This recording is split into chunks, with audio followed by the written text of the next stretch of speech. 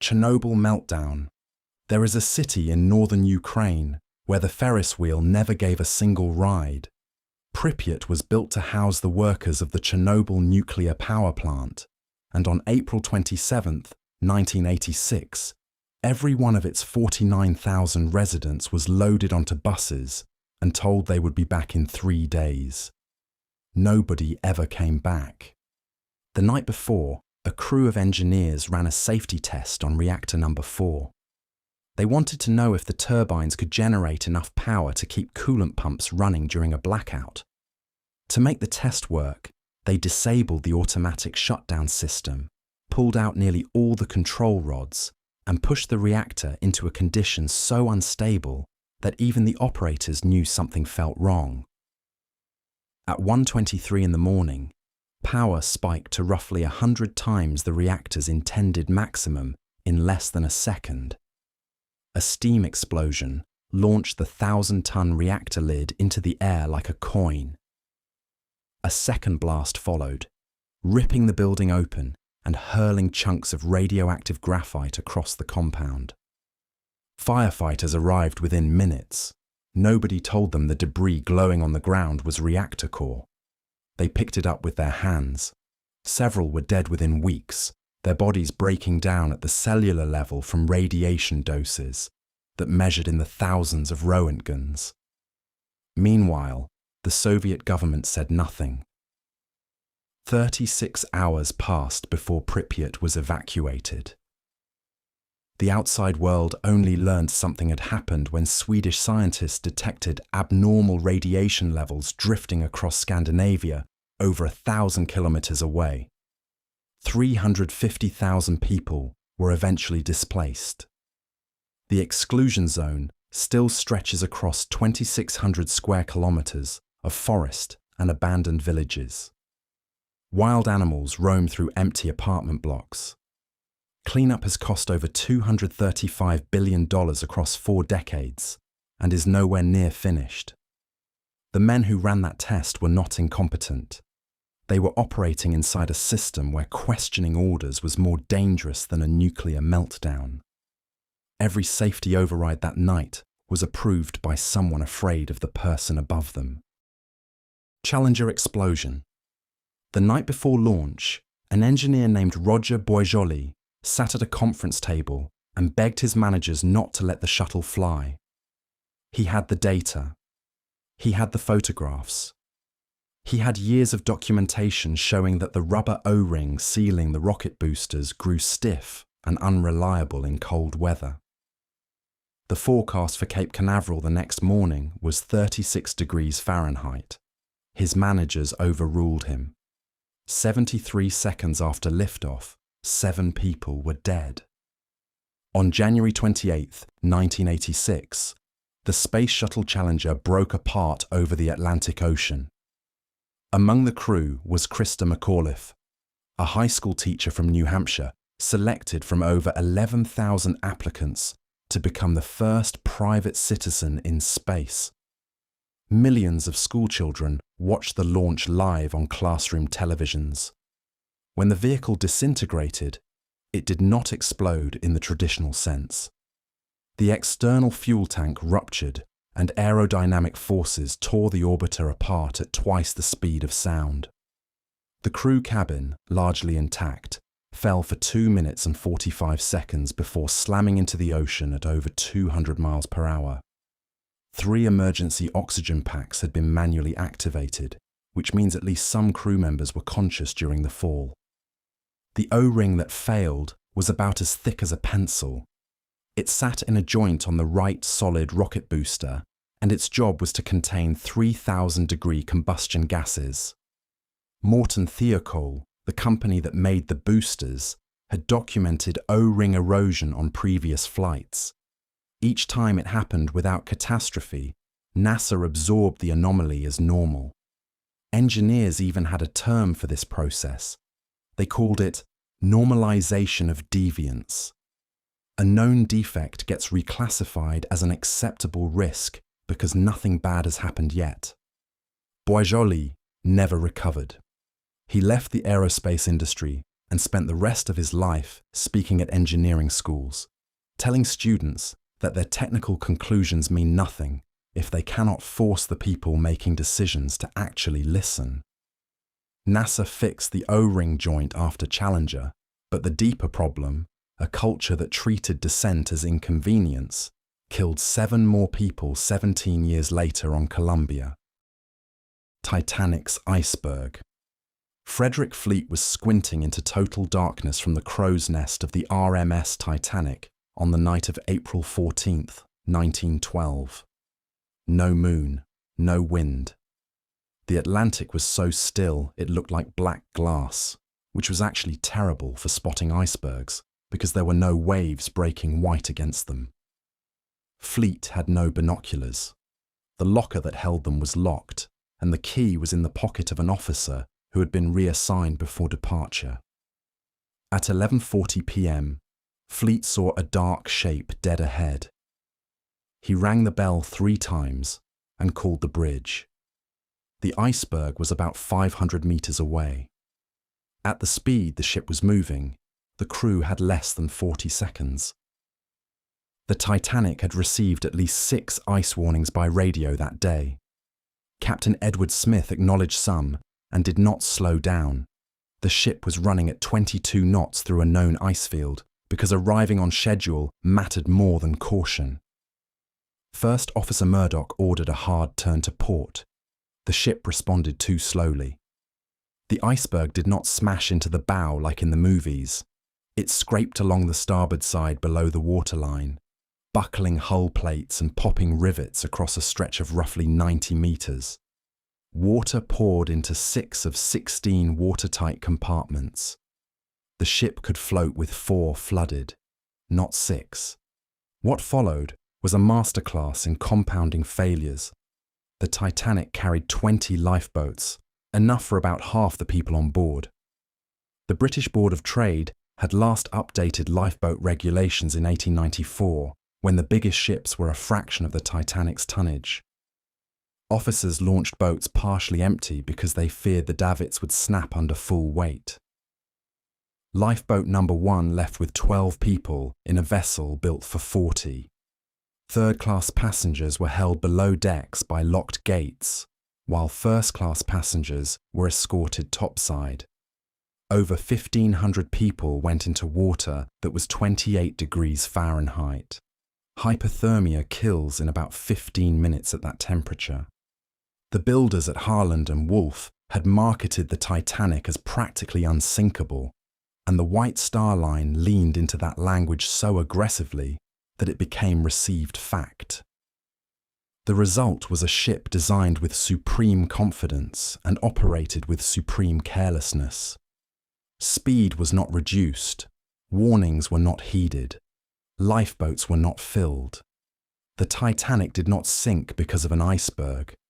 It sank because every person in a position of authority treated a marketing slogan as an engineering specification. Hindenburg Disaster. For exactly 34 seconds, the most majestic aircraft ever constructed transformed into 800 feet of falling fire, while a radio reporter screamed into his microphone and a newsreel camera captured every frame. On May 6, 1937, the Hindenburg did not just crash at Lakehurst, New Jersey. It killed an entire category of transportation in front of a live audience. The LZ-129 Hindenburg was 245 meters long, bigger than 3 Boeing 747s lined up nose to tail. It had dining rooms, a lounge with a grand piano, and promenade decks with angled windows so passengers could watch the Atlantic pass beneath them. Tickets cost the equivalent of roughly $9,000 today, and the ship had already made 17 successful transatlantic crossings.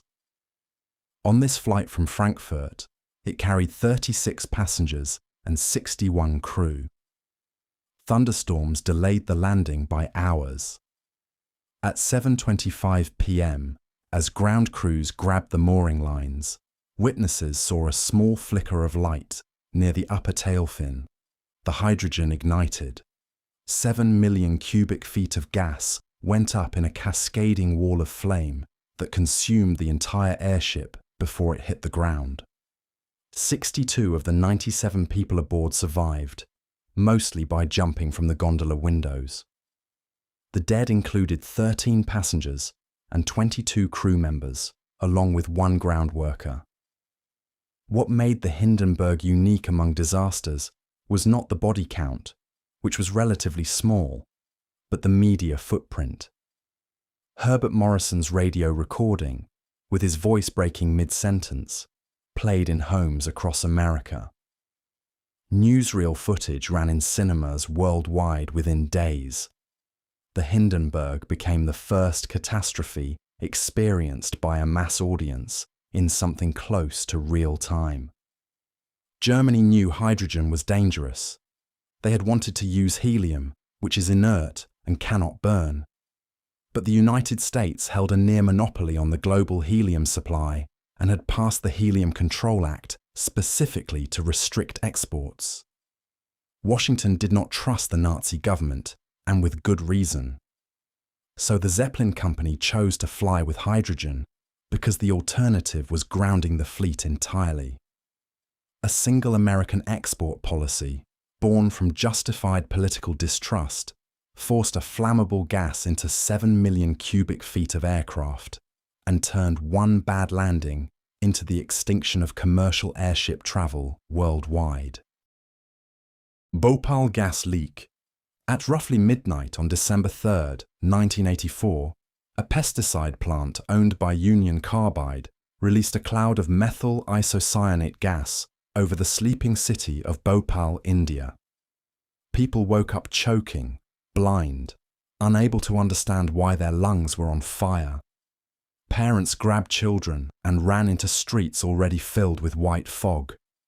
Many ran toward the plant because they did not know the gas was coming from that direction. Within hours, thousands were dead.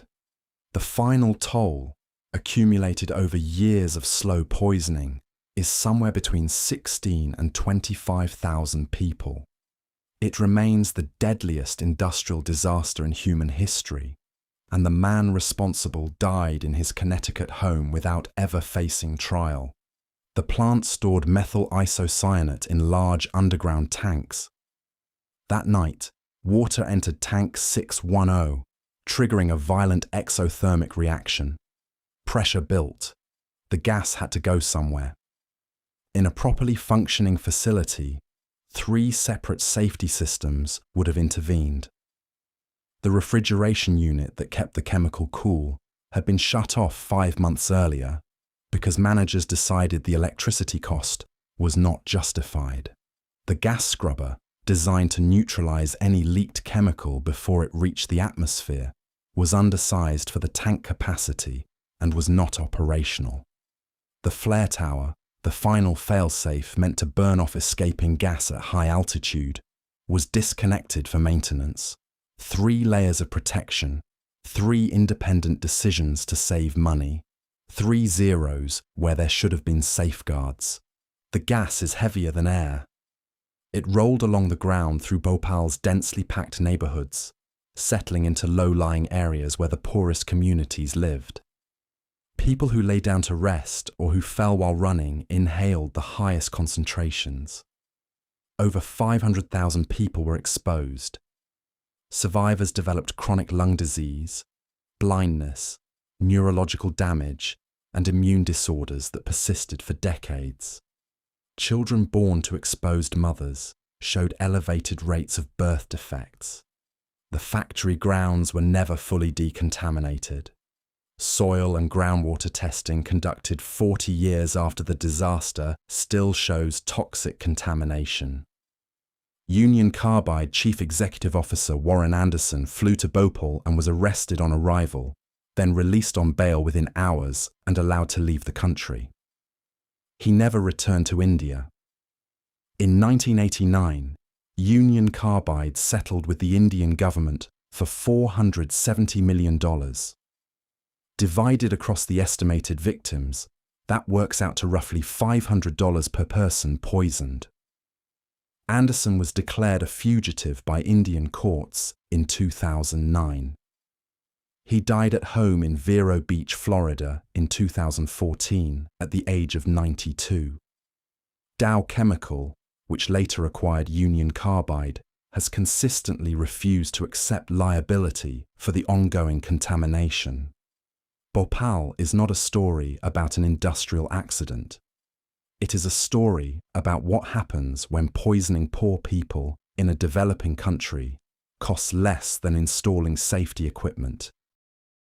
Deepwater Horizon spill. The blowout preventer was the last line of defense, an 18,000-pound hydraulic device bolted to the ocean floor, designed to slam shut and seal a well if everything else fails. On April 20, 2010, everything else failed on the Deepwater Horizon drilling rig, 41 miles off the Louisiana coast. The blowout preventer did not activate. 11 men died in the initial explosion, and for the next 87 days, oil poured into the Gulf of Mexico, while the most technologically advanced energy company on Earth tried and failed, publicly and repeatedly, to plug a hole in the seabed a mile underwater. The rig had been drilling an exploratory well called Macondo. The operation was 43 days behind schedule, costing BP roughly $1 million per day in leasing fees.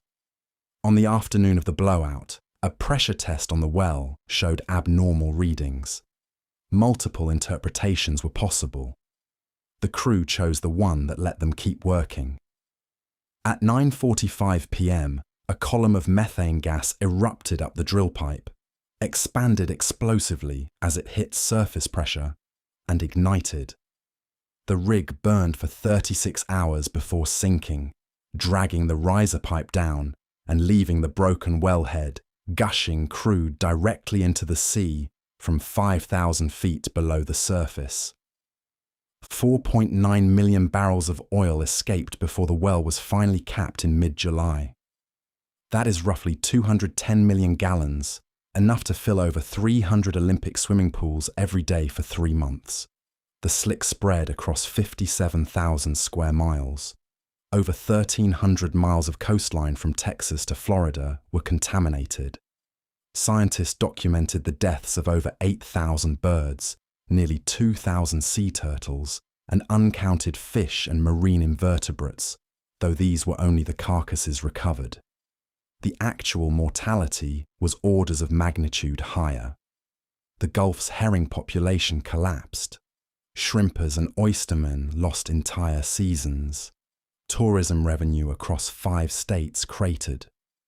BP's final bill exceeded $65 billion in fines, cleanup, and settlements, making Deepwater Horizon the most expensive corporate disaster in history. But the audit trail tells the uglier story. The blowout preventer had a known defect in its hydraulic system. Workers had flagged it weeks before.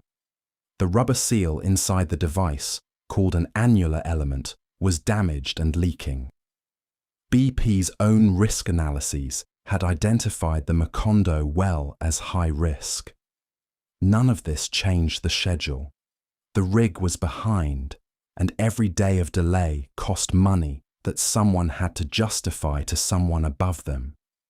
The entire catastrophe can be traced to a series of small, individually rational cost-benefit decisions that collectively amounted to gambling with the Gulf of Mexico. The earthquake did not break the Fukushima Daiichi nuclear power plant. A magnitude 9.0 quake, the 5th most powerful ever recorded by instruments, hit off the northeast coast of Japan on March 11, 2011. The 3 operating reactors detected the seismic activity and shut down automatically, exactly as designed. The control rods slammed into position. The chain reactions stopped. For roughly 41 minutes, everything worked perfectly. Then a 46-foot wall of seawater arrived and the entire plan fell apart. Nuclear fuel does not stop generating heat when you shut down a reactor. Fission products continue decaying, and without active cooling, Temperatures climbed toward meltdown within hours. The cooling pumps at Fukushima ran on electricity. The earthquake severed the external power grid. Backup diesel generators kicked on immediately. Then the tsunami overtopped the seawall, which had been built to withstand a wave roughly half the height of the one that arrived. The generators were installed in the basements of the turbine buildings. They flooded. Within minutes, 3 reactors had no cooling and no way to restore it. Over the following 3 days, the fuel in all 3 cores melted through the reactor vessels and pooled at the bottom of the containment structures. Hydrogen gas, generated by the superheated fuel reacting with water, accumulated in the reactor buildings and detonated in a series of explosions that cracked containment and sent radioactive cesium and iodine drifting across the Fukushima prefecture. 154,000 people were evacuated. Tens of thousands remained displaced a decade and a half later. Over 1,000 steel tanks now hold contaminated water at the plant site, a logistics problem that will persist for generations. The cleanup timeline is 30 to 40 years. Cost estimates exceed $200 billion. The surrounding exclusion zone spans 20 kilometers in every direction, and within it, nature is reclaiming the towns, schools, and train stations that humans abandoned overnight. TEPCO, the plant operator, had a 2008 internal study estimating that a tsunami as high as 10.2 meters could hit the facility. The seawall was built for 5.7 meters. Management shelved the study. Upgrading the wall would have been expensive and politically uncomfortable, requiring an implicit admission that the existing design was inadequate. A separate government panel had also warned that the Fukushima coast was historically prone to massive tsunamis. None of these findings translated into action. The generators stayed in the basements. The seawall stayed the same height. And on a Friday afternoon in March, the Pacific Ocean delivered the scenario that everyone knew was possible and nobody wanted to pay to prevent. Mars Climate Orbiter, $327.6 million worth of spacecraft, burned up in the Martian atmosphere because one engineering team used metric units and another used imperial, and nobody checked. It is the most expensive unit conversion error in history. The Mars Climate Orbiter launched on December 11, 1998, designed to study the Martian atmosphere and serve as a communication relay. Lockheed Martin, the spacecraft manufacturer, wrote its thruster software to output force values in pound-seconds, an imperial unit. NASA Jet Propulsion Laboratory, which operated the mission, expected those values in Newton-seconds, a metric unit.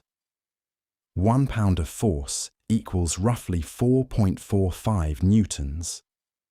Every course correction over the 9-month journey was off by that factor. The error accumulated silently. On September 23, 1999, the orbiter arrived at Mars and began its insertion maneuver, dipping into the upper atmosphere to slow down. But instead of passing over the surface at an altitude of 150 kilometers as planned, the spacecraft descended to just 57 kilometers, well within the zone where atmospheric friction would tear it apart. Contact was lost. The orbiter either burned up or skipped off the atmosphere into a useless orbit around the Sun. 2 teams of brilliant engineers worked on the same spacecraft for years and never once confirmed they were speaking the same mathematical language. Navigation data reviews during the flight had flagged anomalies, but they were attributed to other causes. A report after the loss found that there was no formal process requiring verification of unit consistency between contractor software and NASA systems. The spacecraft was not killed by bad math. Everyone did their math perfectly. They just did it in two different measurement systems and assumed alignment that never existed. NASA's Hubble mirror flaw. After 15 years of development, $1.5 billion in spending, and the combined efforts of thousands of scientists and engineers across NASA and its contractors, the Hubble Space Telescope was deployed into orbit on April 25, 1990. Scientists trained the instruments on a star cluster and waited for the sharpest images ever taken from space. What came back was blurry, not subtly soft, visibly, obviously, unmistakably out of focus. The most important optical instrument in the history of astronomy had a defective mirror. The primary mirror measured 2.4 meters across and had been polished by the contractor Perkin-Elmer to extraordinary precision, except at the very outer edge, where the curvature was too flat by 2.2 micrometers. That is about 1/50th the width of a human hair.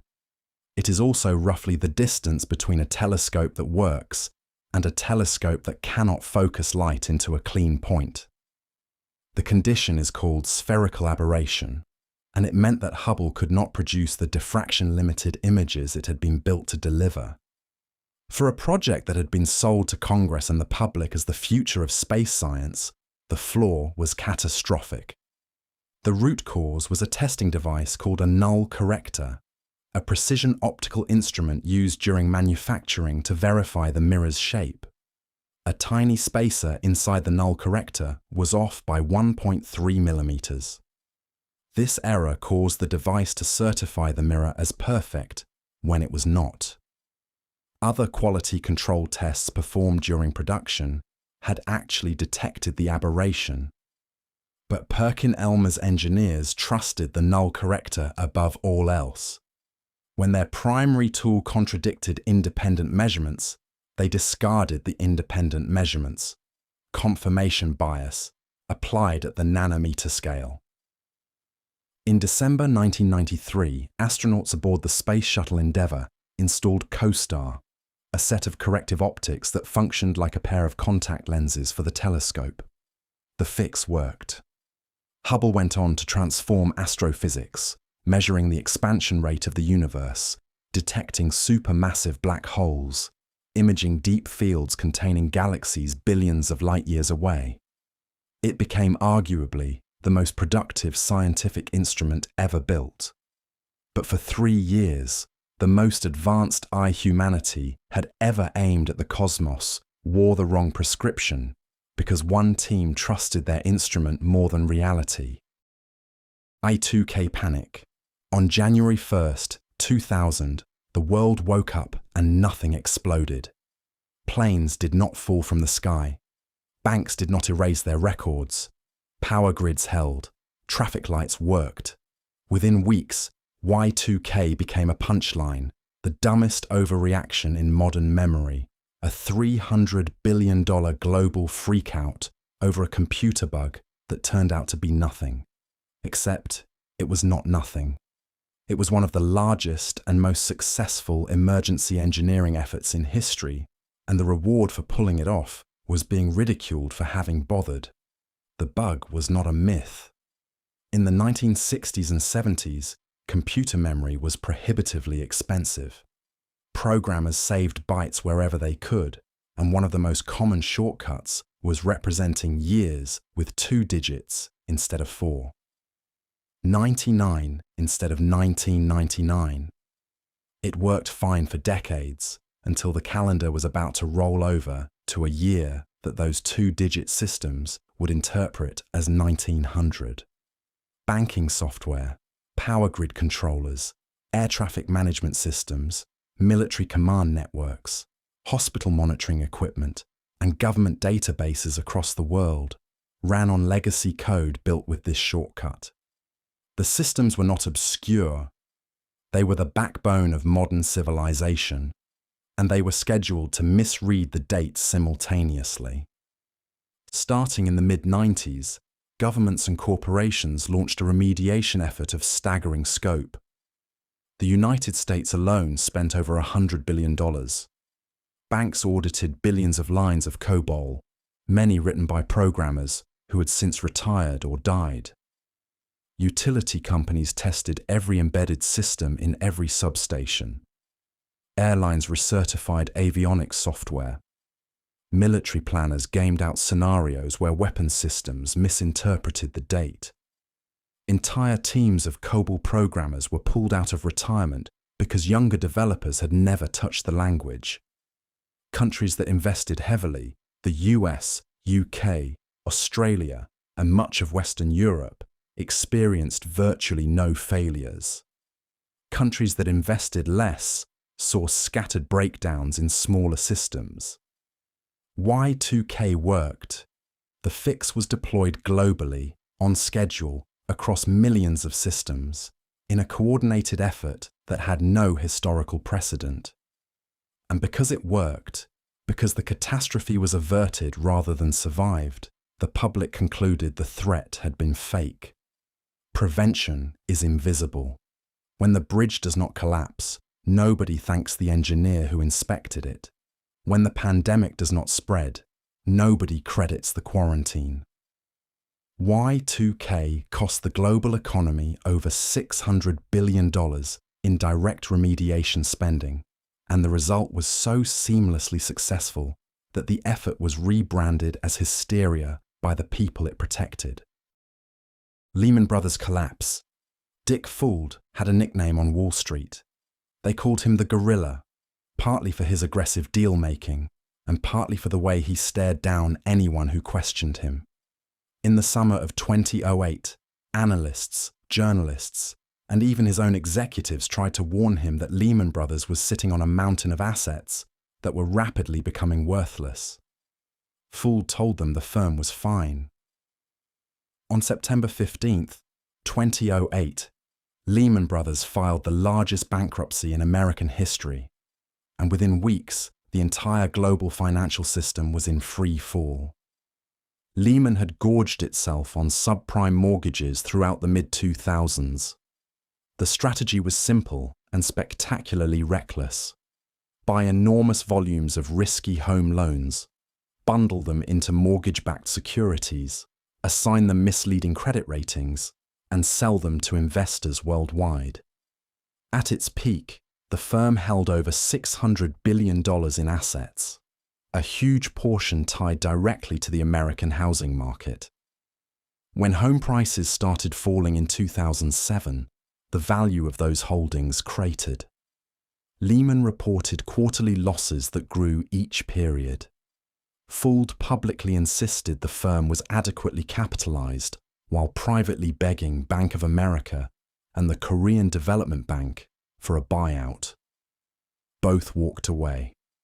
The bankruptcy filing hit the financial system like a cardiac arrest. Credit markets froze overnight. Banks that had lent to Lehman or held Lehman-linked derivatives suddenly did not know if they would be paid back. They stopped lending to each other. The commercial paper market, which corporations rely on to meet payroll and fund daily operations, seized up.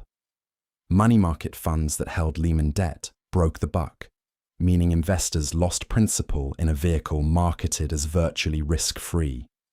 The Dow Jones fell 500 points the day Lehman filed and kept falling for months. Global stock markets lost over $10 trillion in value. The aftermath stretched across years and continents. In the United States, unemployment reached 10%. Roughly 10 million Americans lost their homes to foreclosure. Iceland's banking system collapsed entirely. Greece spiraled into a sovereign debt crisis that lasted a decade. Governments worldwide spent trillions in bailouts and stimulus.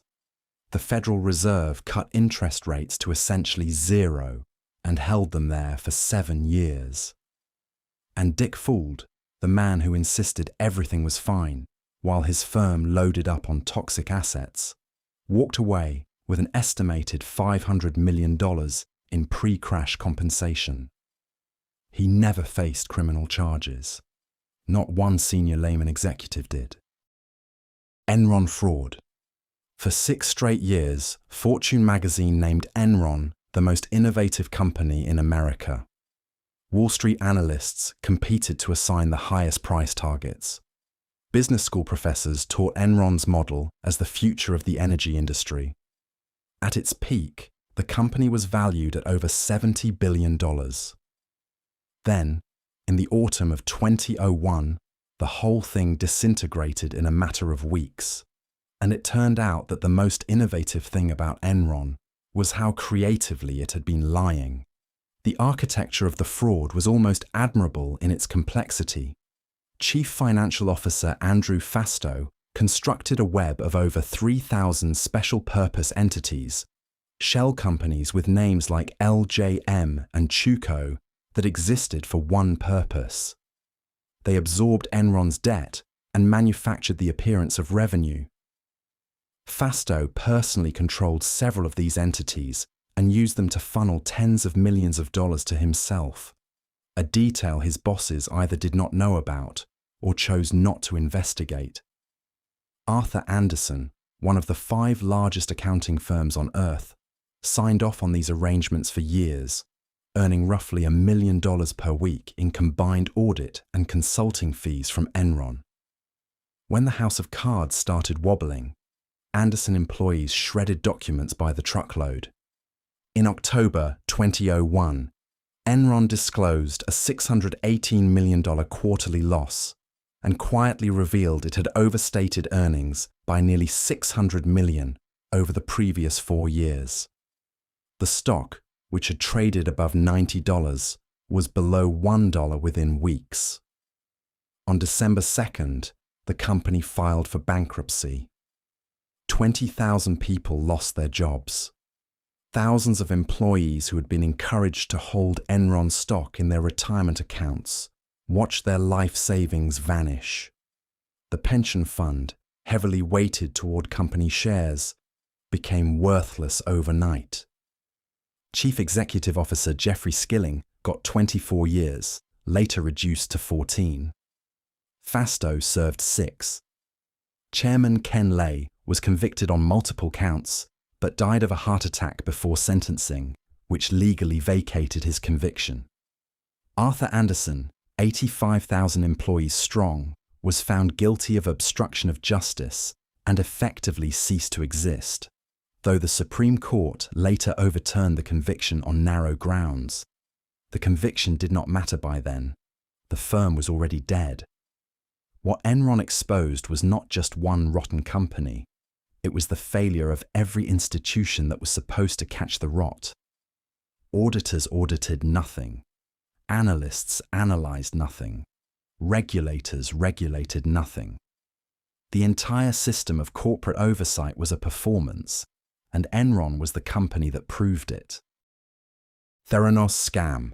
Elizabeth Holmes dropped out of Stanford at 19, founded a blood testing company, and within a decade had convinced Henry Kissinger, George Shultz, James Mattis, 2 former secretaries of state, Rupert Murdoch, and the Walgreens pharmacy chain, that she could run hundreds of diagnostic tests from a single drop of blood. Her company reached a valuation of $9 billion. The technology never worked. Not once. Not even close. The device was called the Edison. It was supposed to analyze a tiny fingerprick blood sample and deliver results for a comprehensive panel of tests within minutes, all in a compact box that could sit in a pharmacy or a doctor's office. Holmes modeled herself explicitly on Steve Jobs, wearing the same black turtleneck, speaking in a manufactured baritone that multiple former colleagues described as fake, and cultivating an aura of visionary secrecy around her product. The board she assembled was stacked with political and military heavyweights who knew nothing about medical diagnostics, but whose names lent enormous credibility to fundraising pitches. Inside the lab, the reality was grim. The Edison produced wildly inaccurate results. When Theranos could not get its own device to work, it quietly ran most patient samples on standard commercial analyzers made by Siemens, often diluting the tiny fingerprick volumes to create enough liquid for the machines. Patients received test results that were wrong. Some got false positives for serious conditions and underwent unnecessary medical procedures. Others got false negatives and missed real diseases. Employees who raised concerns were met with threats, surveillance, and legal intimidation. Holmes hired David Boies, one of the most powerful attorneys in the country, to enforce non-disclosure agreements and silence whistleblowers. In 2015, Wall Street Journal reporter John Carreyrou published an investigation that cracked the facade open. Holmes was indicted on 11 counts of wire fraud in 2018. Her trial became a national spectacle, partly because the defense tried to blame her former boyfriend and business partner, Sunny Balwani, for the deception. In January 2022, a jury convicted her on 4 counts. She was sentenced to over 11 years in prison. But Theranos is not really the story of one fraudster. It is the story of an ecosystem, investors, board members, journalists, pharmacy executives, that handed over hundreds of millions of dollars because the founder sounded confident and the vision was exciting and absolutely nobody demanded to see the actual data. Kodak ignoring digital. In 1975, a 24-year-old Kodak engineer named Steven Sasson soldered together a prototype that would eventually destroy his employer. It was the size of a toaster. It weighed 8 pounds. It captured a black and white image of 100 by 100 pixels and took 23 seconds to write it to a cassette tape. It was the world's first digital camera. Sasson showed it to his bosses. They told him it was cute, and then they told him to keep quiet about it. Kodak did not miss the digital revolution by accident. They saw it coming with perfect clarity because they built it. Throughout the 80s and 90s, Kodak's own research labs continued advancing digital imaging. The company held over 1,000 patents in the field. They built some of the first consumer digital cameras in the mid-90s. Kodak engineers knew where photography was headed because they were inventing the tools that would take it there. But Kodak's leadership looked at digital and saw one thing clearly. Every digital photograph taken was a roll of film not purchased, a set of prints not ordered, a bottle of developing chemicals not sold. Film and its surrounding consumables generated massive margins. Digital eliminated the consumable entirely. So Kodak throttled its own digital efforts for over 2 decades. When leadership did invest in digital products, the efforts were half-hearted, underfunded, and strategically orphaned within the company. Meanwhile, Sony, Canon, and Fujifilm committed aggressively. Fujifilm is the most telling comparison. It faced the exact same threat as Kodak, a core film business being eaten by digital, and responded by diversifying into medical imaging, cosmetics, and materials science, while simultaneously building a serious digital camera division. Kodak, paralyzed by the profitability of its existing model, refused to cannibalize itself. The market did it for them. In January 2012, Eastman Kodak filed for Chapter 11 bankruptcy. At its peak in 1996, the company had been worth over $31 billion and employed over 140,000 people worldwide. The camera that killed them was a descendant of the device their own engineer built in a lab in Rochester, New York in 1975. Kodak is not a story about a company that failed to innovate. It is a story about a company that innovated first, understood exactly what their innovation meant for their business, and decided that the present was too comfortable to sacrifice for the future. The future came anyway. Blockbuster rejecting Netflix. In the year 2000, Reed Hastings and Mark Randolph flew to Dallas, walked into Blockbuster's corporate headquarters, and offered to sell their struggling DVD by mail startup for $50 million. They proposed a partnership where Netflix would run Blockbuster's online brand, and Blockbuster would promote Netflix in its 9,000 stores.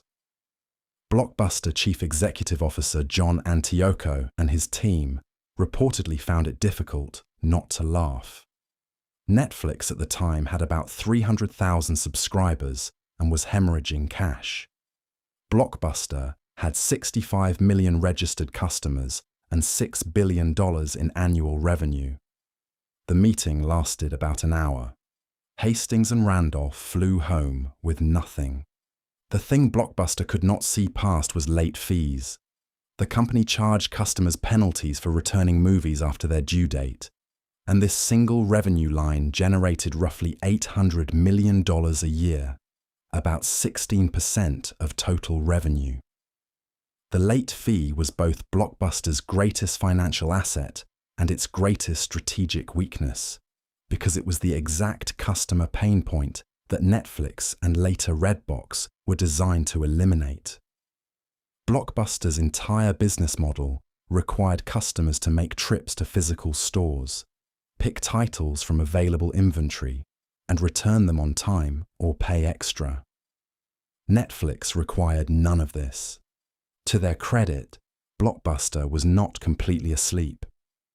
Under Antioco, the company launched Blockbuster Online in the mid-2000s, a DVD by mail service that actually gained traction, pulling in over 2 million subscribers by 2006. But when activist investor Carl Icahn forced a boardroom shakeup and installed new Chief Executive Officer Jim Keyes in 2007, the online division's funding was slashed. Keyes publicly declared that Blockbuster's core business was physical retail, that neither Netflix nor Redbox posed a serious threat, and that the company's future was in its stores. He said this in 2008, the same year Netflix launched its streaming service. Blockbuster filed for bankruptcy in September 2010. Netflix passed $100 billion in market capitalization. A single franchise location in Bend, Oregon, survives as a tourist attraction and cultural relic. The $50th million offer that Antioco laughed off now looks like the greatest bargain in business history. But the deeper failure was not the rejected deal. It was the conviction, shared across Blockbuster's leadership, that their business model was durable simply because it was currently profitable. Revenue became a narcotic that numbed them to the structural obsolescence building underneath. Nokia ignoring smartphones. In 2007, Nokia sold more mobile phones than any company on the planet, 40% of the global market, over 400 million handsets a year. They had research labs, manufacturing at scale, brand recognition on every continent, and a decade of dominance in an industry they had helped create. 5 years later, their handset division was being sold to Microsoft for pennies on the peak dollar. Nokia did not get out-competed. They got outrun by a future they saw coming and refused to chase. Nokia engineers built touchscreen prototypes and internet-connected tablet concepts as early as 2004, years before Apple shipped anything comparable. The company had the technical talent. What it lacked was the institutional willingness to act on what that talent was showing them. Nokia's corporate culture rewarded operational efficiency, unit volume, and incremental hardware improvement. Software was an afterthought. Middle management was terrified of delivering bad news upward, so senior leadership received a steady diet of filtered optimism while the ground shifted beneath them. Internal memos from the period read like dispatches from a company sleepwalking toward a cliff. When Apple unveiled the iPhone in June 2007, Nokia's public response was dismissal. Senior executives pointed out that the device lacked a physical keyboard, was tethered to a single carrier, and cost $500 without a subsidy. All valid criticisms of the iPhone as it existed on day one. All completely irrelevant to where the market was going. Google launched Android the following year. offering a free operating system to any manufacturer willing to adopt it. Samsung, HTC, and LG jumped in. Nokia clung to Symbian, an operating system that worked well for feature phones, but was architecturally incapable of competing in the app ecosystem era. By 2011, incoming Chief Executive Officer Stephen Elop circulated a memo comparing Nokia to a man standing on a burning oil platform, deciding whether to jump into freezing water. He jumped toward Microsoft, betting the company on Windows Phone. The platform never gained meaningful market share. Microsoft bought Nokia's Devices and Services division in 2014 for $7.2 billion, wrote off most of the investment within a year, and laid off over 25,000 employees, most of them former Nokia staff. The company that once put a phone in nearly half the world's pockets was dismantled, not by a superior competitor, but by its own inability to let go of the thing that had made it successful. Yahoo rejecting Google. Here is a number that should make you physically uncomfortable. In 2002, Yahoo could have purchased Google for $5 billion. The board discussed it. Chief Executive Officer Terry Semel entered negotiations. Google's founders were willing to deal. Yahoo's board decided $5 billion was too much money for a company whose only product was a search box. Google is now valued at over $1.7 trillion. In the late 90s, Yahoo was the king of the internet. It was the default homepage for millions of users, a web portal offering email, news, weather, sports scores, stock quotes, and search. But Yahoo never treated search as the core product. It was one feature among many, a utility that existed to keep people inside the Yahoo ecosystem. When two Stanford PhD students named Larry Page and Sergey Brin built a search engine with a radically superior algorithm called PageRank, Yahoo actually partnered with them. For 2 years, every search performed on Yahoo was secretly powered by Google. Every query taught Google more about user intent. Yahoo was feeding its future executioner and paying for the privilege. Semel eventually recognized the danger and opened acquisition talks with Page and Brin. Google was initially willing to sell for $3 billion. Yahoo offered $2 billion. Google countered at $5 billion. Semel's board could not justify the premium. They believed, reasonably by the standards of 2002, that search was a commodity and that Yahoo could build or buy equivalent technology for less. They acquired the search companies Inktomi and Overture for a combined $1.7 billion. Neither came close to matching Google's capabilities. Google went public in 2004 at a valuation of $23 billion and never looked back. Yahoo spent the next 15 years cycling through 6 CEOs, selling off divisions, and missing every major shift from social to mobile to cloud. In 2017, Verizon acquired Yahoo's core internet business for $4.5 billion, less than the $5 billion Google had asked for 15 years earlier. Semel's board made a defensible decision based on the information available in 2002. But defensible decisions can still be catastrophic. The cost of being wrong about Google was not $5 billion. It was the entire future of the company. Excite rejecting Google. Before Yahoo said no, there was an even earlier rejection, and this one is almost too painful to believe. In 1999, Larry Page walked into the offices of Excite, at the time one of the top search engines on the internet, and offered to sell Google's search technology for $1 million. Excite haggled it down to $750,000. Then they said no. They said no to a technology now worth north of $1 trillion for less than the price of a San Francisco apartment.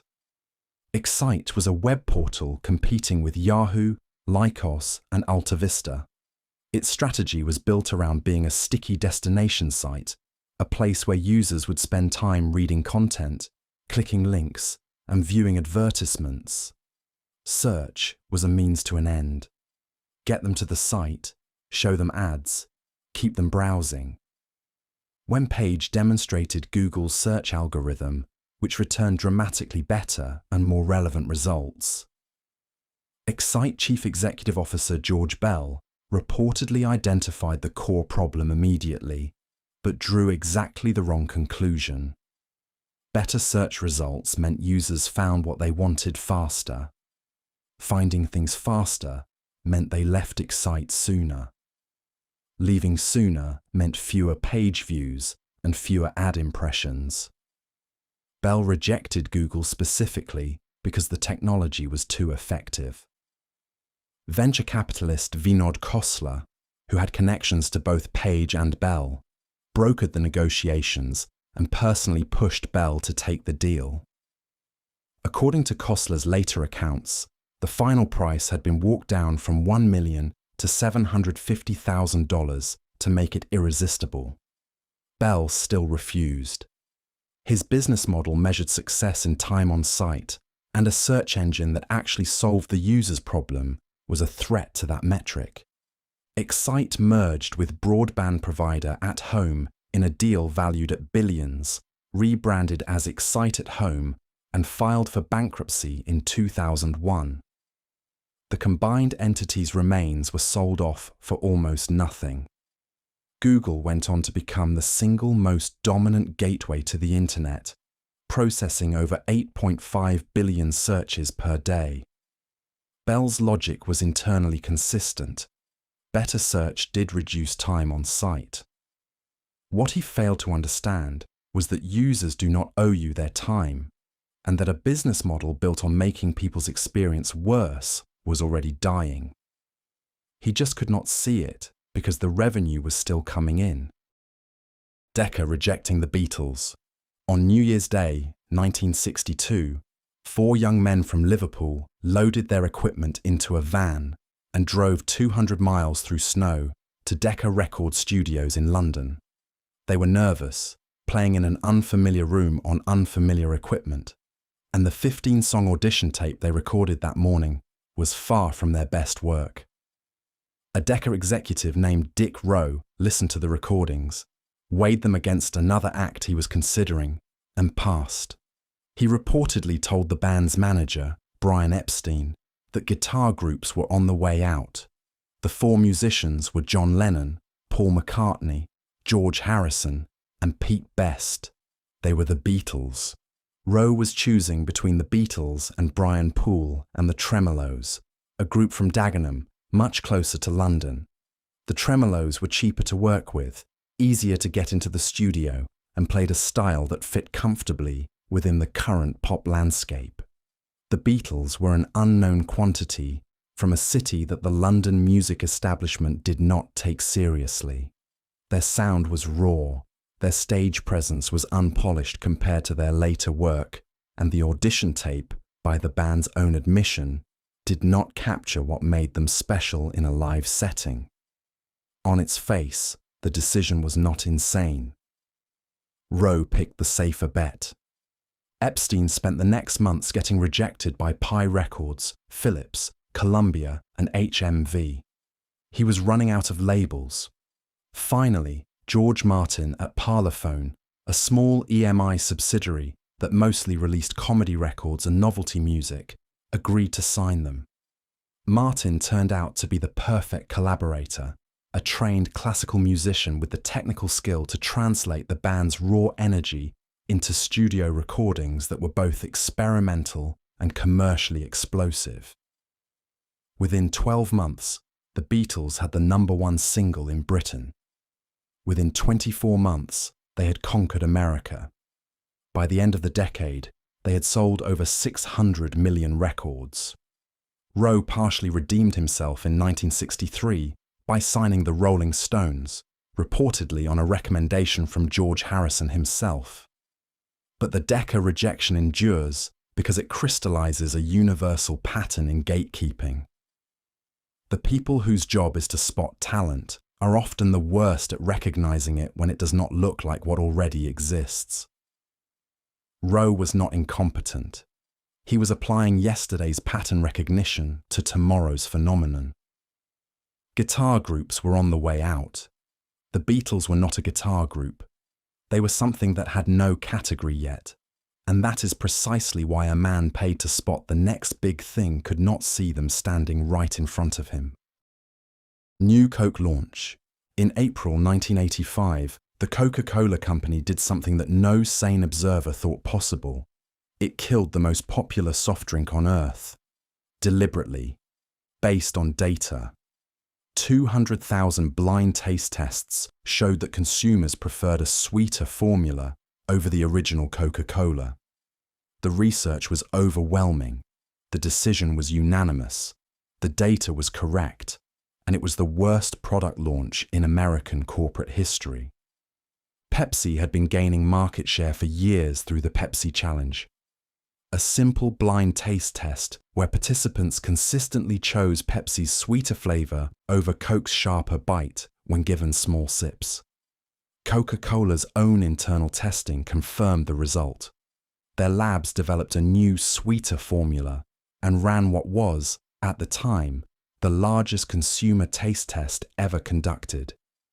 Nearly 200,000 participants preferred New Coke to both the original formula and to Pepsi. Chief Executive Officer Roberto Goizueta, backed by what looked like an unassailable wall of evidence, announced on April 23rd that the original recipe was being retired permanently. The reaction was not displeasure, it was rage. Coca-Cola's consumer hotline received over 400,000 calls. Protest groups organized in multiple cities. People in the American South, where Coke occupied a position closer to cultural identity than beverage preference, stockpiled the old formula. A man in San Antonio bought over $1,000 worth of original Coke the day before the switch. Psychiatrist hired by Coca-Cola to listen to the hotline calls compared the emotional tenor to grief counseling sessions. People were not complaining about flavor. They were mourning something they felt had been taken from them. Coca-Cola brought back the original formula as Coca-Cola Classic on July 11th, 79 days after the switch. Sales of Classic immediately surged past pre-launch levels. Some observers accused the company of orchestrating the entire fiasco as a marketing stunt, which Goizueta denied. The real failure was subtler and more interesting. The taste tests measured one variable, flavor preference in a controlled sip, and extrapolated it to a conclusion about brand loyalty, emotional attachment, cultural meaning, and decades of personal memory. 200,000 data points told Coca-Cola exactly what people's taste buds preferred. Not one of those data points measured what Coca-Cola actually meant to the people who drank it.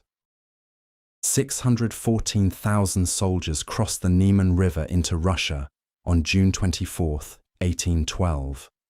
It was the largest army Europe had ever assembled, drawn from France, Italy, Poland, Bavaria, Prussia, Austria, and a dozen other states under Napoleon's control or influence.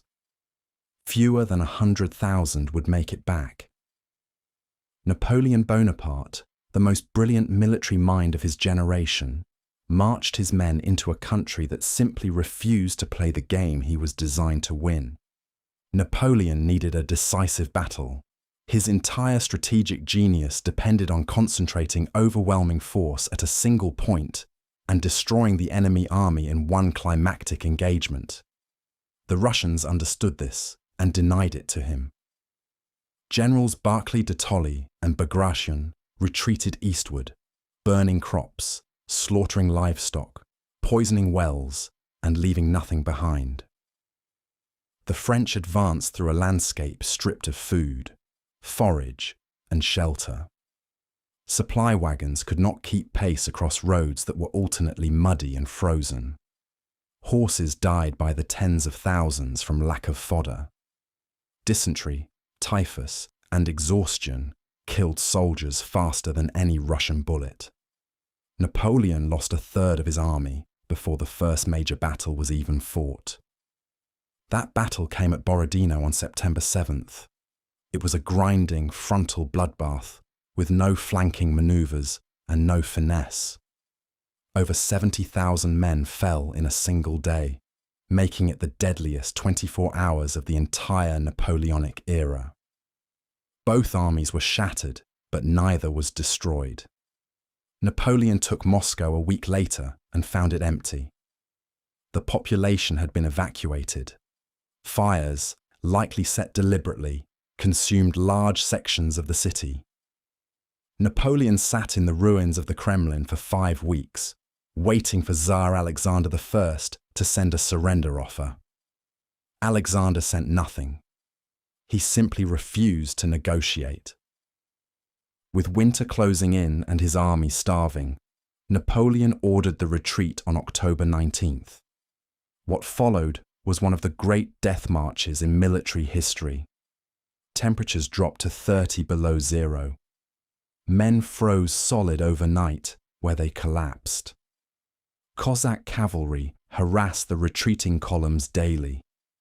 At the Berezina River crossing in late November, thousands drowned or were crushed in the chaotic scramble over makeshift bridges under enemy fire. Napoleon eventually abandoned what was left of his army and raced back to Paris in a sleigh. The invasion of Russia did not just fail. It destroyed the instrument of French military power that had taken 15 years to build and set the stage for Napoleon's abdication less than 2 years later. Hitler invading Russia. You would think that the most famous military disaster in European history would have discouraged the next guy from trying the same thing. 129 years after Napoleon watched his army freeze and starve across the Russian steppe, Adolf Hitler launched Operation Barbarossa with over 3 million soldiers along an 1,800-mile front. He expected the Soviet Union to collapse within 6 weeks. The war on the Eastern Front lasted 3 years and 10 months, killed roughly 30 million people, and became the most destructive military campaign in recorded human history. The early months were devastating for the Soviets. German forces advanced with stunning speed, encircling entire Soviet army groups and capturing hundreds of thousands of prisoners. Kiev fell. Leningrad was surrounded. By December 1941, Wehrmacht units were close enough to Moscow to see the Kremlin's spires through field glasses. Soviet losses in the first 5 months exceeded 4.5 million casualties. Hitler and his generals were so confident of imminent victory that they had not bothered equipping the army for winter operations. Soldiers were still wearing summer uniforms in November. Winter came, and the war changed. Temperatures around Moscow plunged to 40 below zero. Weapons jammed. Engine oil froze solid. Frostbite incapacitated tens of thousands of German soldiers. The Soviets, meanwhile, brought in fresh Siberian divisions equipped with white camouflage, felt-lined boots, and weapons lubricated with oils rated for Arctic conditions. The Moscow counteroffensive in December 1941 smashed the German line and ended the myth of Wehrmacht invincibility. But it was only the beginning. Ahead lay Stalingrad, where over 2 million people would die in a single battle lasting 5 months. Ahead lay Kursk, the largest tank engagement in history. Ahead lay 3 more years of industrial-scale killing. The final accounting is almost incomprehensible. The Soviet Union lost between 26 and 27 million people, roughly 14% of its entire pre-war population. German military dead on the Eastern Front exceeded 4 million. Cities were leveled. Entire populations were displaced. The Holocaust, which unfolded in parallel across the occupied territories, added millions more to the toll. Hitler repeated every strategic error Napoleon had made and added new ones. He split his forces across multiple objectives instead of concentrating on one. He forbade tactical retreats, leaving units in exposed positions until they were annihilated. He dismissed intelligence reports that contradicted his assumptions. The Eastern Front consumed Nazi Germany the way Russia had consumed the Grande Armée, slowly, relentlessly, and with a bottomless tolerance for suffering that the invader could not match. Gallipoli Campaign. Winston Churchill had a theory. If the Allies could force a fleet through the Dardanelles Strait, capture Constantinople, and knock the Ottoman Empire out of World War I, a supply route to Russia would open and the entire strategic balance of the war would shift. The theory had real merit. The execution was a catastrophe. Nearly 500,000 Allied soldiers were committed to a narrow Turkish peninsula where they spent 8 months achieving nothing except dying at a scale that traumatized 2 nations into creating a new national identity around the grief. The naval attempt came first in February and March of 1915. A combined British and French fleet tried to push through the strait and was savaged by Ottoman mines and shore batteries. 3 battleships were sunk in a single day and 3 more were crippled. Rather than accepting that the naval approach had failed, the planners escalated. A ground invasion was ordered instead. The logic was that troops could seize the peninsula overlooking the strait and silence the Turkish guns from land. No one adequately considered the terrain. On April 25th, Australian, New Zealand, British and French forces landed on several beaches under murderous fire. The geography was nightmarish. Steep cliffs rose directly from the shoreline. Narrow gullies funneled attackers into kill zones.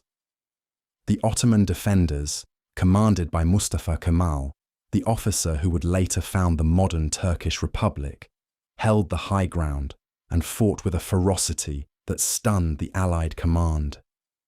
The invading forces never advanced more than a few miles inland. For 8 months, soldiers lived in trenches so close to Ottoman positions that they could hear the enemy talking. Disease killed more men than bullets. Dysentery was so widespread that entire battalions were rendered combat ineffective by diarrhea alone. The Allies evacuated between December 1915 and January 1916. The withdrawal, ironically, was the only phase of the campaign executed with genuine competence. Over 130,000 Allied soldiers died or succumbed to disease. Ottoman casualties were comparable. Nothing was captured, nothing was gained. Churchill was removed from his position as First Lord of the Admiralty and spent years in political exile. For Australia and New Zealand, whose combined 11,000 dead represented a staggering loss for nations with small populations, Gallipoli became the foundational national trauma. April 25th is commemorated annually as Anzac Day, a memorial not to victory, but to the moment when 2 young countries discovered that imperial loyalty could mean dying on a foreign beach for someone else's miscalculation. Bay of Pigs invasion. The CIA spent over a year training 1,400 Cuban exiles at secret camps in Guatemala, armed them with American weapons, put them on boats, landed them on a beach in southern Cuba, and expected them to overthrow Fidel Castro's government in a matter of days. The operation collapsed in 72 hours. It succeeded only in humiliating the United States, strengthening Castro domestically, pushing Cuba decisively into the Soviet orbit, and setting the stage for the nuclear confrontation that nearly ended the world 18 months later. The plan originated under Eisenhower and was inherited by John F. Kennedy when he took office in January 1961. The concept was straightforward on paper. Brigade 2506 would land at the Bay of Pigs, establish a beachhead, broadcast calls for a popular uprising and either topple Castro directly or establish a provisional government that the United States could recognize. Kennedy approved the plan, but made critical modifications. He cancelled a second round of airstrikes meant to destroy the remainder of Castro's air force, worried that overt American involvement would be too obvious. This decision left Castro with functioning aircraft that would prove decisive. On April 17th, the brigade hit the beach, and reality hit back immediately. Cuban intelligence already knew the operation was coming. Castro had placed agents inside the exile community in Miami. His air force, which was supposed to have been neutralized, attacked the landing fleet and sank 2 supply ships carrying ammunition, medical supplies, and communications equipment. The popular uprising never materialized. Ordinary Cubans did not rise up against Castro. If anything, the invasion rallied nationalist sentiment in his favor.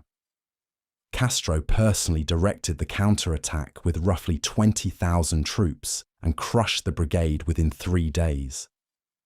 Over 100 brigade members were killed. Nearly 1,200 were captured and paraded on Cuban television. Castro eventually ransomed them back to the United States for $53 million in food and medical supplies. Kennedy was publicly furious at the CIA and privately devastated. He reportedly told an advisor he wanted to splinter the agency into 1,000 pieces and scatter it to the wind. He did not. What actually happened was worse than a botched invasion.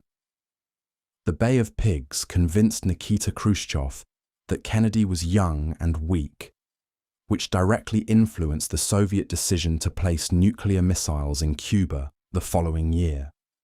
One failed covert operation, conceived under one president and executed under another, produced the closest the Cold War ever came to turning hot. Vietnam War Escalation. Here is what the Pentagon Papers revealed when they were leaked in 1971. Senior American officials across multiple administrations had known for years that the war in Vietnam was not going well, that the South Vietnamese government was corrupt and unstable, that the North Vietnamese and Viet Cong were unlikely to be defeated by military force, and that the public was being systematically lied to about all of it. The war continued anyway. It continued for 20 years, cost over $800 billion inflation-adjusted dollars, and killed 58,220 Americans, along with an estimated 1.5 to 3.6 million Vietnamese. American involvement escalated in stages, each one presented as necessary and temporary. Eisenhower sent military advisors in the 50s. Kennedy increased their numbers to over 16,000. Then came the Gulf of Tonkin incident in August 1964, when North Vietnamese patrol boats allegedly attacked an American destroyer. The second alleged attack almost certainly did not happen, but Lyndon Johnson used it to push the Gulf of Tonkin resolution through Congress, granting him essentially unlimited authority to wage war without a formal declaration. By 1968, over 500,000 American troops were deployed in Vietnam, and the Air Force was dropping more bomb tonnage on the country than the Allies had dropped in all of World War II combined. The fundamental problem was structural, and no amount of firepower could solve it. The United States was fighting a conventional war against a guerrilla insurgency with deep popular support. The Viet Cong lived among the civilian population, used tunnel networks stretching hundreds of miles, and received continuous resupply from the north via the Ho Chi Minh Trail through Laos and Cambodia.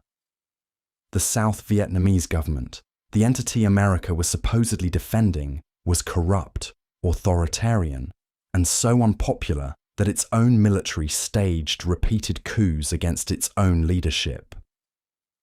American soldiers found themselves killing people to protect a government those people did not want. The war ended on April 30th, 1975, when North Vietnamese tanks rolled into Saigon. Helicopters evacuated the last Americans from the embassy roof in one of the most iconic images of the 20th century. The environmental destruction was immense. Agent Orange, a herbicide sprayed across millions of acres of forest, caused cancer and birth defects in Vietnamese civilians and American veterans for decades. Unexploded ordnance still kills people in Vietnam today. The draft created a generation of reluctant soldiers who came home to hostility rather than gratitude and struggled with trauma that the Veterans Administration was unequipped to treat. Every lesson Vietnam offered about the limits of military intervention in civil conflicts was available in real time. Most of those lessons were systematically ignored again within a generation. Iraq. WMD Intelligence. On February 5, 2003, Colin Powell sat before the United Nations Security Council holding a small vial of white powder. It was a prop, meant to represent anthrax, meant to make the threat feel tangible. Behind him, aides displayed satellite photographs and diagrams of what the CIA claimed were mobile biological weapons laboratories. Powell, a retired four-star general and one of the most trusted public figures in America, spent 76 minutes presenting the case that Iraq possessed weapons of mass destruction. The weapons did not exist. They had not existed for years. And the war that followed Powell's presentation killed hundreds of thousands of people. The intelligence was not just wrong, it was constructed to support a conclusion that had already been reached. A key source, an Iraqi defector codenamed Curveball, had fabricated his accounts of mobile bioweapons labs. German intelligence, which had primary access to Curveball, warned the CIA that he was unreliable and possibly a fabricator. The warning was noted and disregarded.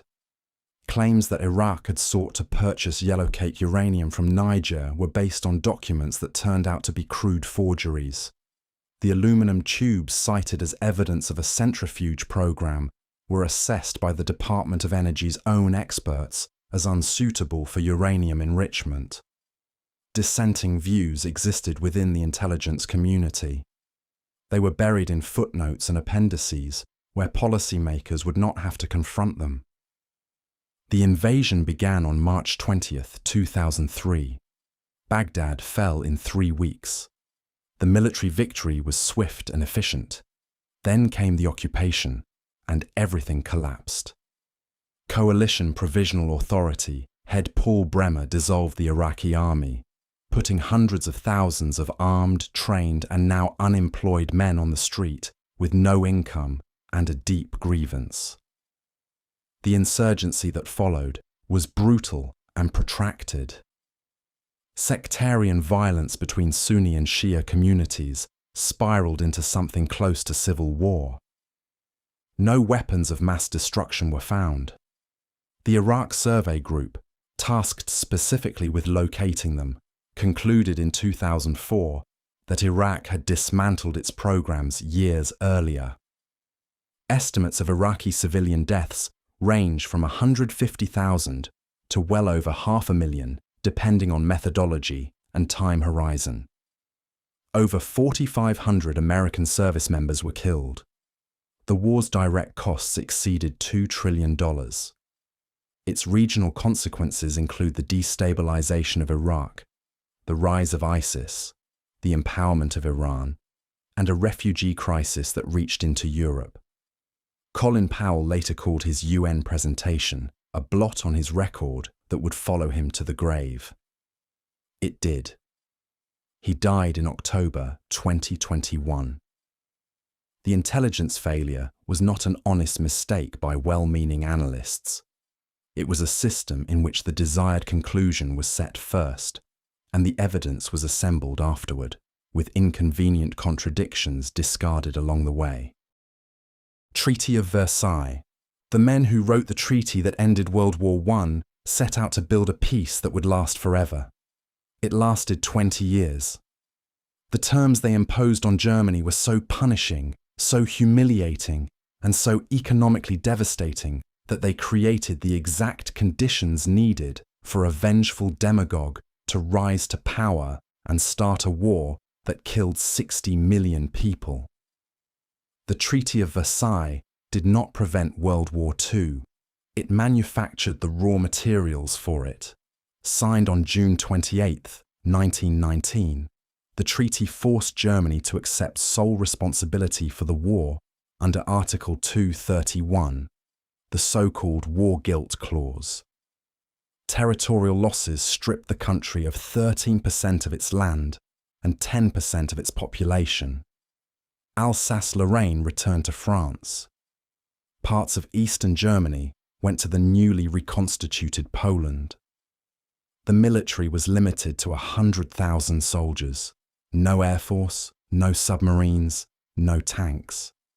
Most devastating were the reparations, initially set at 132 billion gold marks, a figure equivalent to roughly $440 billion today.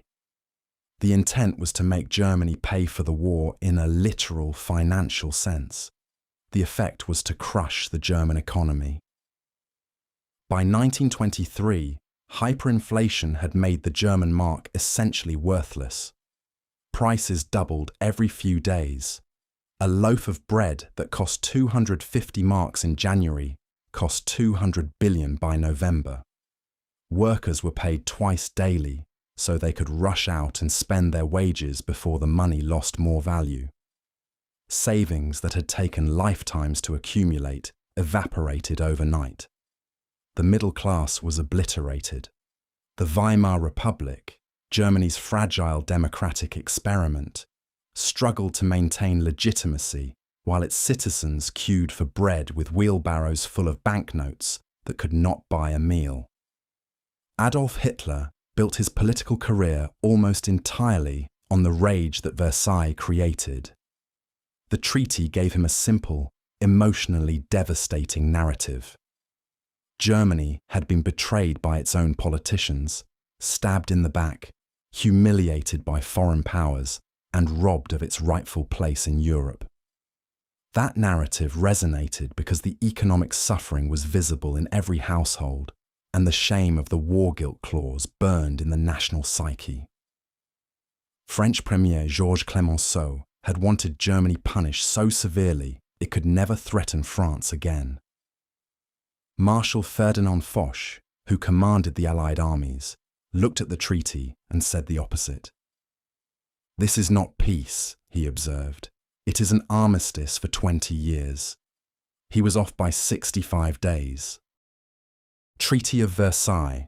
The men who wrote the treaty that ended World War I set out to build a peace that would last forever. It lasted 20 years.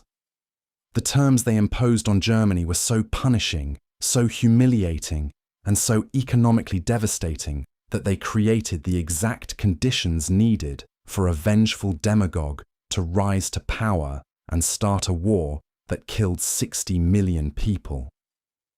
The Treaty of Versailles did not prevent World War II. It manufactured the raw materials for it. Signed on June 28, 1919, the treaty forced Germany to accept sole responsibility for the war under Article 231, the so-called War Guilt Clause. Territorial losses stripped the country of 13% of its land and 10% of its population. Alsace-Lorraine returned to France. Parts of eastern Germany went to the newly reconstituted Poland. The military was limited to 100,000 soldiers. No air force, no submarines, no tanks. Most devastating were the reparations, initially set at 132 billion gold marks, a figure equivalent to roughly $440 billion today. The intent was to make Germany pay for the war in a literal financial sense. The effect was to crush the German economy. By 1923, hyperinflation had made the German mark essentially worthless. Prices doubled every few days. A loaf of bread that cost 250 marks in January cost 200 billion by November. Workers were paid twice daily so they could rush out and spend their wages before the money lost more value. Savings that had taken lifetimes to accumulate evaporated overnight. The middle class was obliterated. The Weimar Republic, Germany's fragile democratic experiment, struggled to maintain legitimacy while its citizens queued for bread with wheelbarrows full of banknotes that could not buy a meal. Adolf Hitler built his political career almost entirely on the rage that Versailles created. The treaty gave him a simple, emotionally devastating narrative. Germany had been betrayed by its own politicians, stabbed in the back, humiliated by foreign powers, and robbed of its rightful place in Europe. That narrative resonated because the economic suffering was visible in every household, and the shame of the war guilt clause burned in the national psyche. French Premier Georges Clemenceau had wanted Germany punished so severely it could never threaten France again. Marshal Ferdinand Foch, who commanded the Allied armies, looked at the treaty and said the opposite. "This is not peace," he observed. "It is an armistice for 20 years." He was off by 65 days. Maginot Line strategy. France spent the modern equivalent of over $3 billion and nearly a decade of construction building the most sophisticated system of fixed fortifications in military history. Concrete bunkers, artillery casemates, anti-tank obstacles, underground railways, barracks, hospitals, and ammunition depots stretched along the Franco-German border from Switzerland to Luxembourg. It was designed to make a German invasion through the border impossible. Germany drove around it in 10 days. The Maginot Line was the brainchild of War Minister André Maginot, himself severely wounded at Verdun during the First World War. The logic was defensive and, on its own terms, sound. France had lost nearly 1.4 million soldiers in that war. The country could not sustain another frontal slugging match with Germany. Fortifications along the border would channel any future German attack away from French territory and into Belgium, where it could be met by mobile forces on more favourable terms. On paper, the strategy acknowledged a real vulnerability and proposed a rational response. The fatal flaw was in the assumption. French military planners believed the Ardennes forest in southeastern Belgium was impassable to armoured formations. The terrain was dense, hilly, and crisscrossed with narrow roads. No responsible strategist would route a tank assault through it. On May 10, 1940, that is exactly what Germany did. 7 panzer divisions, concentrated into a narrow armoured spearhead designed by General Erich von Manstein, punched through the Ardennes, crossed the Meuse River in 3 days, and broke into open country behind the Allied lines. Within 2 weeks, German forces had reached the English Channel, cutting off the entire Allied Northern Army group. The British Expeditionary Force was trapped at Dunkirk. France surrendered on June 22nd, 6 weeks after the invasion began. The Maginot Line garrisons, still undefeated and fully supplied, were ordered to lay down their arms. Not a single fortification had been breached. The billions of francs, the years of engineering, the thousands of gun emplacements, all rendered irrelevant by an enemy who chose a path the defenders had dismissed as impossible. The Maginot Line has become permanent shorthand for a specific kind of strategic failure. It is what happens when you prepare exhaustively for a threat you understand while remaining blind to the possibility that your enemy might not cooperate with your assumptions. Charge of the Light Brigade, 673 men on horseback, rode directly into a valley with Russian cannons on 3 sides because of a vague hand gesture, a badly written order, and an officer too proud to ask for clarification. Within 20 minutes, Over 200 were dead or wounded, and most of their horses were destroyed. The charge accomplished nothing. It became the most famous cavalry action in history, not because it was brave, though it was, but because it was so spectacularly, pointlessly futile that a poet turned it into a monument to obedient stupidity. The Battle of Balaclava, October 25th, 1854. The Crimean War. British commander Lord Raglan, watching from a hilltop, saw Russian troops attempting to drag away captured British guns from a position on a nearby ridge. He dictated an order to Lord Lucan, the cavalry division commander on the valley floor, instructing him to advance rapidly and prevent the enemy from carrying away the guns. From Raglan's elevation, the intended target was obvious. From Lucan's position in the valley, it was not. The only guns Lucan could see were a Russian battery at the far end of a long, exposed valley, flanked by cannon positions on both sides. Captain Lewis Nolan delivered the order and grew impatient with Lucan's hesitation. When Lucan asked which guns he was supposed to attack, Nolan waved his arm in a direction that could have indicated the hilltop or the valley. Accounts differ on exactly what he said and where he pointed. What is certain is that Lucan interpreted the order as a command to charge directly down the valley into the teeth of the Russian battery. He passed the order to Lord Cardigan, who commanded the Light Brigade. Cardigan knew the charge was suicide. He said so. Then he drew his sword and led it anyway, because the order came from above, and questioning it further was not something a Victorian aristocrat did. The brigade rode through concentrated cannon fire from front and flanks for over a mile. They actually reached the Russian guns, briefly engaged the gunners, and then retreated back through the same crossfire. 110 men were killed. 160 more were wounded.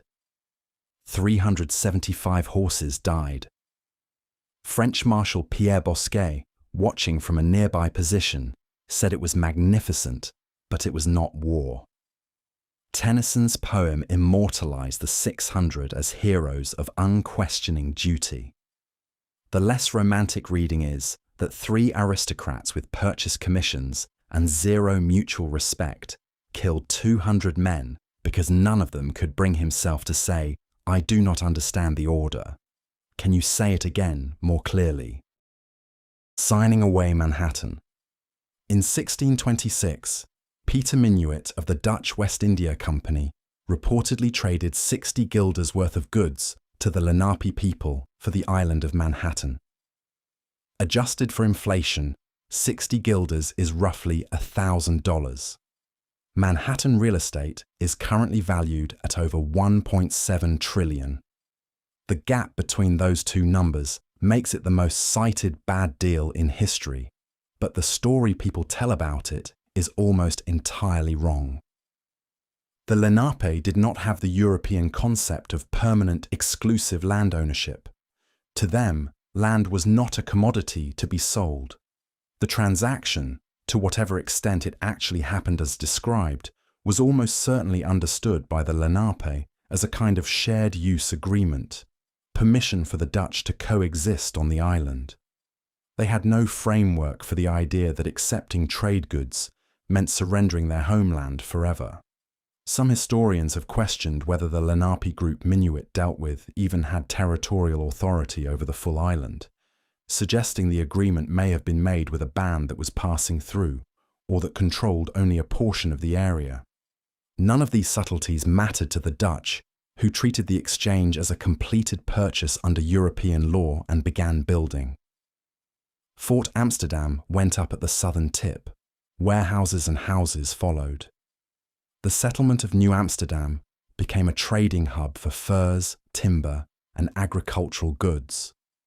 When the English seized the colony in 1664, without a fight, they renamed it New York and inherited the infrastructure the Dutch had built. Over the next 3.5 centuries, that muddy island at the mouth of the Hudson River became the financial capital of the world, home to Wall Street, the United Nations, Central Park, and some of the most valuable real estate ever developed. The Manhattan Purchase endures in pop culture because the price is so absurd. But treating it as a bad deal by the Lenape misses the deeper ugliness. It was not a deal at all, not in any meaningful bilateral sense. It was one side imposing its legal framework on another side that did not share it, using goods of marginal value to establish a claim that would be enforced by military power whenever the original inhabitants objected. The same pattern repeated across the entire continent for the next 2 centuries.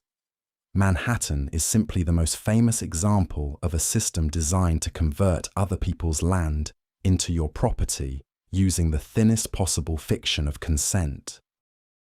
Thalidomide drug disaster. The babies were born without arms, without legs, with shortened flipper-like limbs that had no fingers, with damaged hearts, kidneys, and intestinal tracts. Over 10,000 of them, in 46 countries, before anyone connected the deformities to a mild, over-the-counter sedative that doctors had been handing pregnant women for morning sickness and telling them it was completely safe.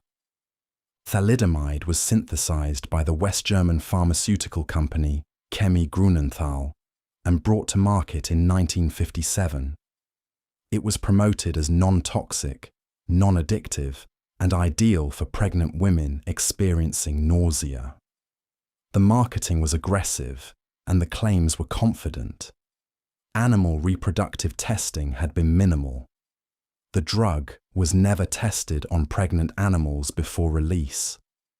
It was sold under different brand names in different countries, making it harder to track adverse effects across borders. By 1960, thalidomide was available in over 40 countries. Doctors prescribed it freely. It was, by all advertised accounts, one of the safest drugs on the shelf. In late 1961, 2 physicians working independently on opposite sides of the world made the connection. Australian obstetrician William McBride and German paediatrician Widukind Lenz both identified thalidomide as the cause of a surge in phocomelia, a condition where limbs fail to develop in utero. The drug was withdrawn from market in most countries by the end of that year. But the damage was done. An estimated 10,000 children had been born with thalidomide-related deformities. Roughly 40% died in infancy.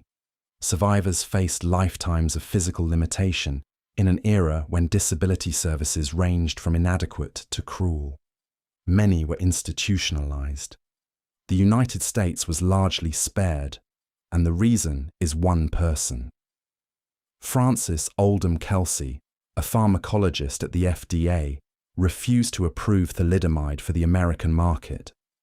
The drug's distributor, a company called Richardson Merrill, pressured her relentlessly. She kept asking for more safety data. They kept failing to provide it.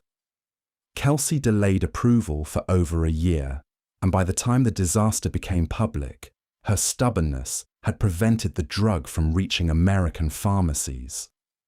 Kennedy awarded her the President's Award for Distinguished Federal Civilian Service. Congress passed the Kefauver-Harris Amendment in 1962, requiring drugs to be proven both safe and effective before reaching patients.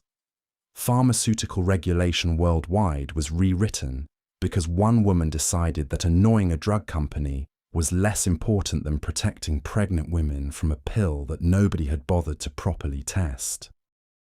Leaded gasoline invention. Thomas Migley Jr. might be the most destructive individual organism in the history of the planet. That is not hyperbole. Environmental historian J.R. McNeill actually wrote that in a published academic work. In 1921, working as an engineer at General Motors, Midgley discovered that adding tetraethyl lead to gasoline eliminated engine knock. The automotive industry embraced his discovery. Over the next 70 years, the lead pumped from tailpipes poisoned virtually every human being alive and may have permanently lowered the cognitive capacity of an entire generation. The toxicity of lead was not a secret. It had been documented since Roman times. Workers at the first tetraethyl lead production facilities in the 1920s developed obvious and horrifying symptoms. At a Standard Oil refinery in Bayway, New Jersey, 5 workers died and 35 were hospitalized with acute lead poisoning in a single week in 1924. The facility was nicknamed the Looney Gas Building because workers would hallucinate, become violently delirious, and collapse. Migley himself took a leave of absence from the project due to lead poisoning. GM and Standard Oil temporarily halted production, then resumed after an industry-funded review panel concluded that there was no reason to ban the additive. From the 20s through the 70s, billions of tons of lead particulate were dispersed globally through automobile exhaust. Lead does not degrade. It accumulated in soil, water, air, and human tissue. Children were especially vulnerable. Even low-level exposure permanently damages developing brains, reducing IQ, impairing impulse control, increasing aggression, and degrading attention span. Economist Rick Nevin published a landmark study showing a remarkably tight statistical correlation between childhood lead exposure rates and violent crime rates 20 years later. The pattern held across multiple countries. When leaded gasoline was phased out, crime rates dropped everywhere, with about a 2-decade lag. The United States began the phase-out in 1973 and banned leaded gasoline for road vehicles in 1996. Many developing nations took decades longer. Algeria, the last holdout, banned it in 2021. The total damage is incalculable.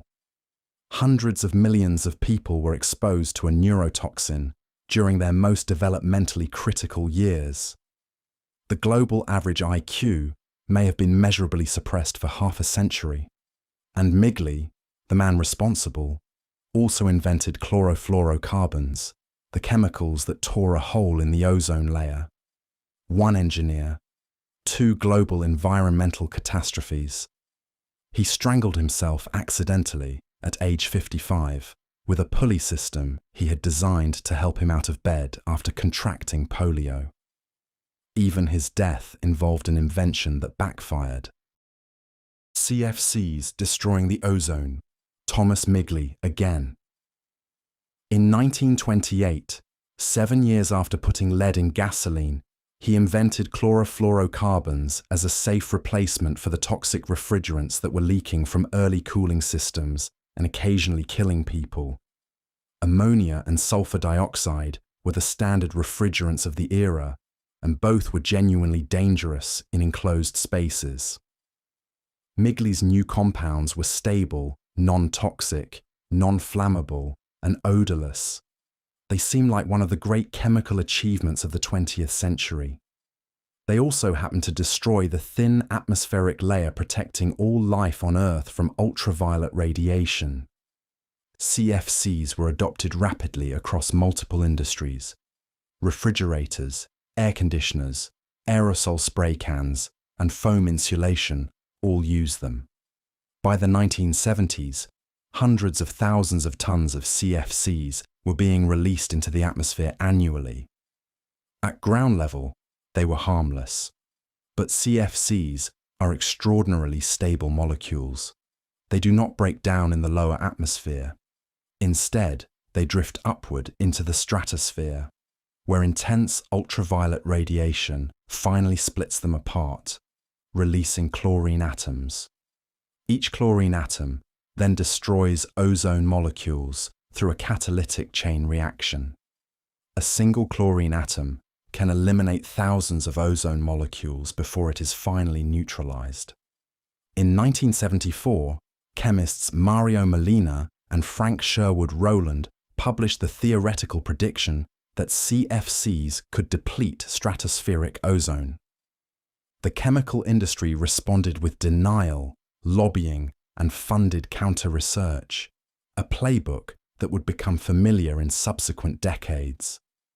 Then, in 1985, scientists from the British Antarctic Survey published direct observational evidence. A massive thinning of the ozone layer over Antarctica was reappearing each spring and growing. At its worst extent, the ozone hole covered an area larger than North America. Increased ultraviolet radiation reaching the surface meant rising rates of skin cancer, cataracts, and ecosystem damage to marine organisms and agriculture. The Montreal Protocol, signed in 1987, committed nations to phasing out CFC production. It is widely considered the most successful international environmental agreement ever enacted. CFC concentrations in the atmosphere have been declining since the mid-90s, and the ozone layer is slowly healing, though full recovery is not expected until roughly 2066. The story is remarkable for being one of the few cases where humanity identified a planetary-scale fuck-up, agreed on a solution, and actually followed through. But it took over a decade of denial between the first scientific warnings and meaningful action, and the whole got significantly worse during that delay. Speed matters when the thing you are slowly destroying is the shield between the sun and everything alive. Asbestos. In 1935, executives at Johns Manville, the largest asbestos manufacturer in the world, received internal medical reports documenting clear evidence that asbestos fibers were causing lung disease and death among their workers. Their corporate attorneys reviewed the findings and recommended a course of action. Not disclosure, not safety improvements, suppression. The company buried the data and continued selling asbestos for another 50 years, knowing it was killing the people who mined it, installed it, and lived in buildings insulated with it. Asbestos is a naturally occurring mineral fiber prized for its extraordinary resistance to heat, fire, and chemical corrosion. It was woven into construction materials, ship insulation, brake pads, roofing shingles, floor tiles, and thousands of consumer products. When asbestos fibers are disturbed and inhaled, they lodge in lung tissue permanently. The body cannot expel them. Over periods of 20 to 50 years, they cause asbestosis, a progressive scarring disease that slowly suffocates the patient, and mesothelioma, an aggressive cancer of the lung lining that is nearly always fatal and has no effective treatment. The decades-long latency period between exposure and symptoms made the connection easy to obscure, and the industry exploited that delay ruthlessly. The cover-up was coordinated and industry-wide. Companies funded research designed to produce favorable conclusions. They attacked independent scientists who published damaging findings. They lobbied against workplace regulations. They did not tell workers about the risks. Families living near asbestos mines were exposed without knowledge or consent.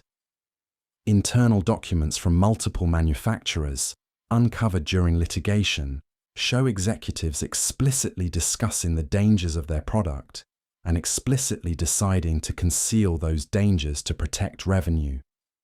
The calculation was not subtle, it was direct. Sick workers were a cost. Dead workers were a liability.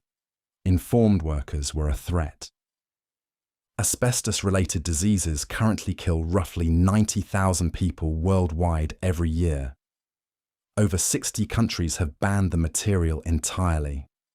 The United States, as of 2025, still has not enacted a complete ban. Litigation against asbestos manufacturers has generated over $30 billion in judgments and settlements, making it the longest-running mass tort in American legal history. Many of the responsible companies declared strategic bankruptcies to cap their exposure, setting up trust funds that pay victims pennies on the dollar. The executives who made the decision to suppress the evidence in 1935 are long dead. The workers they chose not to warn are still dying. Tobacco industry cover-up.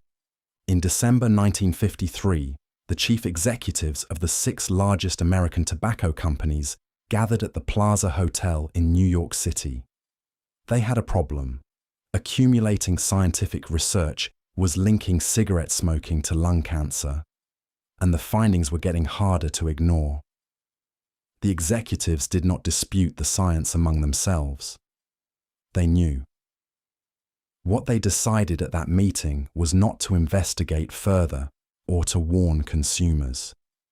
They decided to construct one of the most sophisticated disinformation campaigns in corporate history, one that would successfully delay meaningful regulation for over 4 decades. The tobacco companies hired Hill and Knowlton, one of the most powerful public relations firms in the country, to create the Tobacco Industry Research Committee.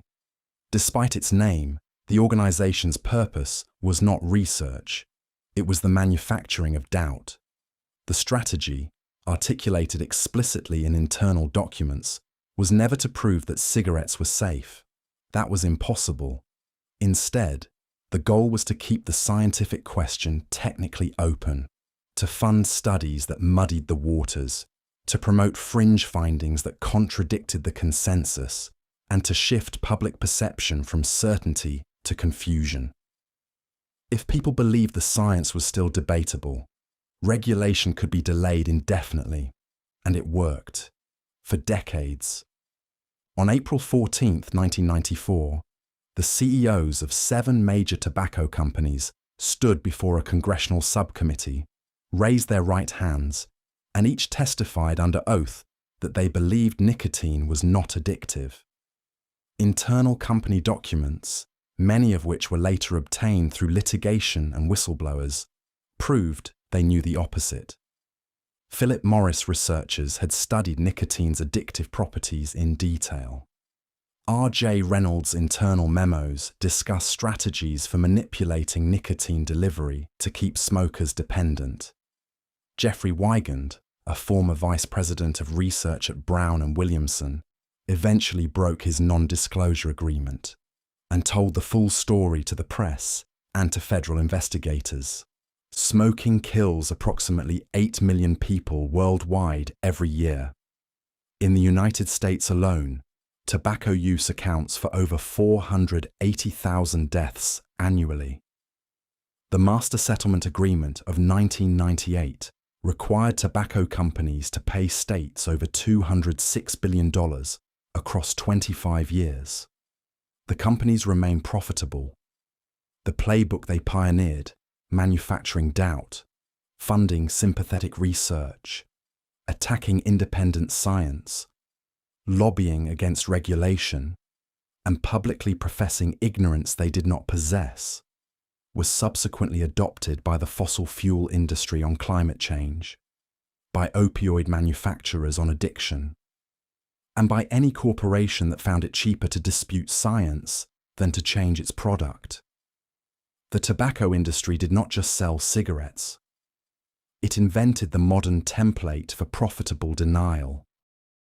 Exxon Valdez spill. Captain Joseph Hazelwood had a documented history of alcohol problems. Exxon knew about it. He had been through rehab. His driver's license had been revoked for drunk driving.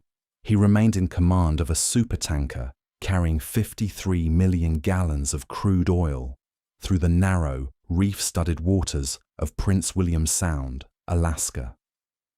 Shortly after midnight, on March 24, 1989, the Exxon Valdez ran aground on Bligh Reef and tore open its hull.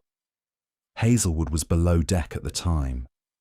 11 million gallons of crude poured into one of the most ecologically pristine marine environments on the planet. Hazelwood had left the bridge and put third mate Gregory Cousins in charge of navigating the outbound shipping lane. Cousins was finishing an extended shift and was exhausted. The ship had departed from the normal sea lane to avoid icebergs carved from the Columbia Glacier, and Cousins needed to execute a turn back into the lane while threading between the glacier ice and Bly Reef. The ship's radar, which could have provided early warning, had been broken for over a year. Exxon had not prioritized the repair. Cousins missed the turn. At 12:04 a.m., the tanker's hull scraped across the reef, rupturing 8 of its 11 cargo tanks. The oil spread across Prince William Sound and beyond, contaminating over 1,300 miles of shoreline. Scientists documented the deaths of over 250,000 seabirds, 2,800 sea otters, 300 harbour seals, 250 bald eagles, and billions of salmon and herring eggs. Those were only the carcasses found and counted. Actual mortality was estimated at many multiples of the recovery numbers.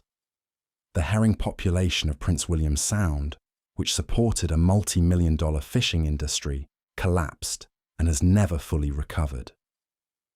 Studies conducted 2 decades after the spill still found toxic oil residue beneath surface sediments on beaches that had been declared clean. Exxon spent roughly $2 billion on cleanup and was initially ordered to pay $5 billion in punitive damages. After 2 decades of corporate appeals, the Supreme Court reduced the punitive award to $507 million in 2008. Hazelwood was acquitted of operating the vessel while intoxicated, but convicted of a misdemeanor for negligent discharge of oil. His sentence was 1,000 hours of community service, picking up trash on the Alaska shoreline. The spill led to the Oil Pollution Act of 1990, which mandated double-hulled tanker construction. The ecosystem paid for the regulation, with decades of contamination that is still measurable today, and the captain whose drinking helped cause it never spent a day in jail. 3 Mile Island. Nobody died at 3 Mile Island. Nobody was seriously injured. The partial meltdown at the Unit 2 reactor in Pennsylvania on March 28, 1979, released a small amount of radioactive gas, and the maximum radiation dose to any nearby resident was roughly equivalent to a chest X-ray. By any objective safety metric, it was a contained incident. By every other metric, it was the event that killed the American nuclear power industry for an entire generation. The accident started with a stuck valve. A pressure relief valve in the primary coolant system opened automatically during a minor malfunction and failed to close again. Coolant water drained from the reactor vessel, while the control room instruments displayed contradictory information. One indicator showed the valve was shut when it was still open. Operators, misinterpreting the data, concluded the reactor had too much coolant and manually overrode the emergency cooling system. They were doing exactly the opposite of what the situation required. Without adequate cooling, the fuel rods overheated. Roughly half the core melted. Radioactive gas accumulated in the containment building. The next several days were consumed by confusion, contradictory announcements, and mounting public fear. Pennsylvania Governor Dick Thornburgh ordered a precautionary evacuation of pregnant women and young children within 5 miles. Roughly 140,000 people fled voluntarily from the surrounding area, many convinced a catastrophic explosion was imminent. Media coverage amplified the panic exponentially. The film, The China Syndrome, a thriller about a nuclear meltdown and a corporate cover-up, had opened in theaters exactly 12 days before the accident, priming the public imagination with worst-case nuclear scenarios. No new nuclear power plant was ordered in the United States for over 30 years after 3 Mile Island. More than 50 planned or partially constructed reactors were cancelled. Public approval of nuclear energy cratered and stayed low for decades. The accident occurred at precisely the historical moment when nuclear could have displaced massive quantities of coal-fired electricity generation. the single largest source of carbon dioxide emissions in the power sector. Depending on how you weigh the risks, 3 Mile Island either saved America from nuclear danger or condemned the atmosphere to 3 decades of avoidable fossil fuel emissions because a pressure relief valve got stuck open and the control room instruments told a lie. Space Shuttle Columbia. 17 years after Challenger, NASA made the same mistake. Not a similar mistake, the same one. A known risk was treated as acceptable because it had not yet caused a catastrophe. Engineers who raised alarms were overruled by management, and 7 people died because the institution had learned nothing from the last time it killed 7 people. During Columbia's launch on January 16, 2003, a briefcase-sized chunk of insulating foam broke off the external fuel tank and struck the leading edge of the left wing at roughly 530 miles per hour. The impact punched a hole in the reinforced carbon-carbon panels that protected the wing during the extreme heat of atmospheric re-entry.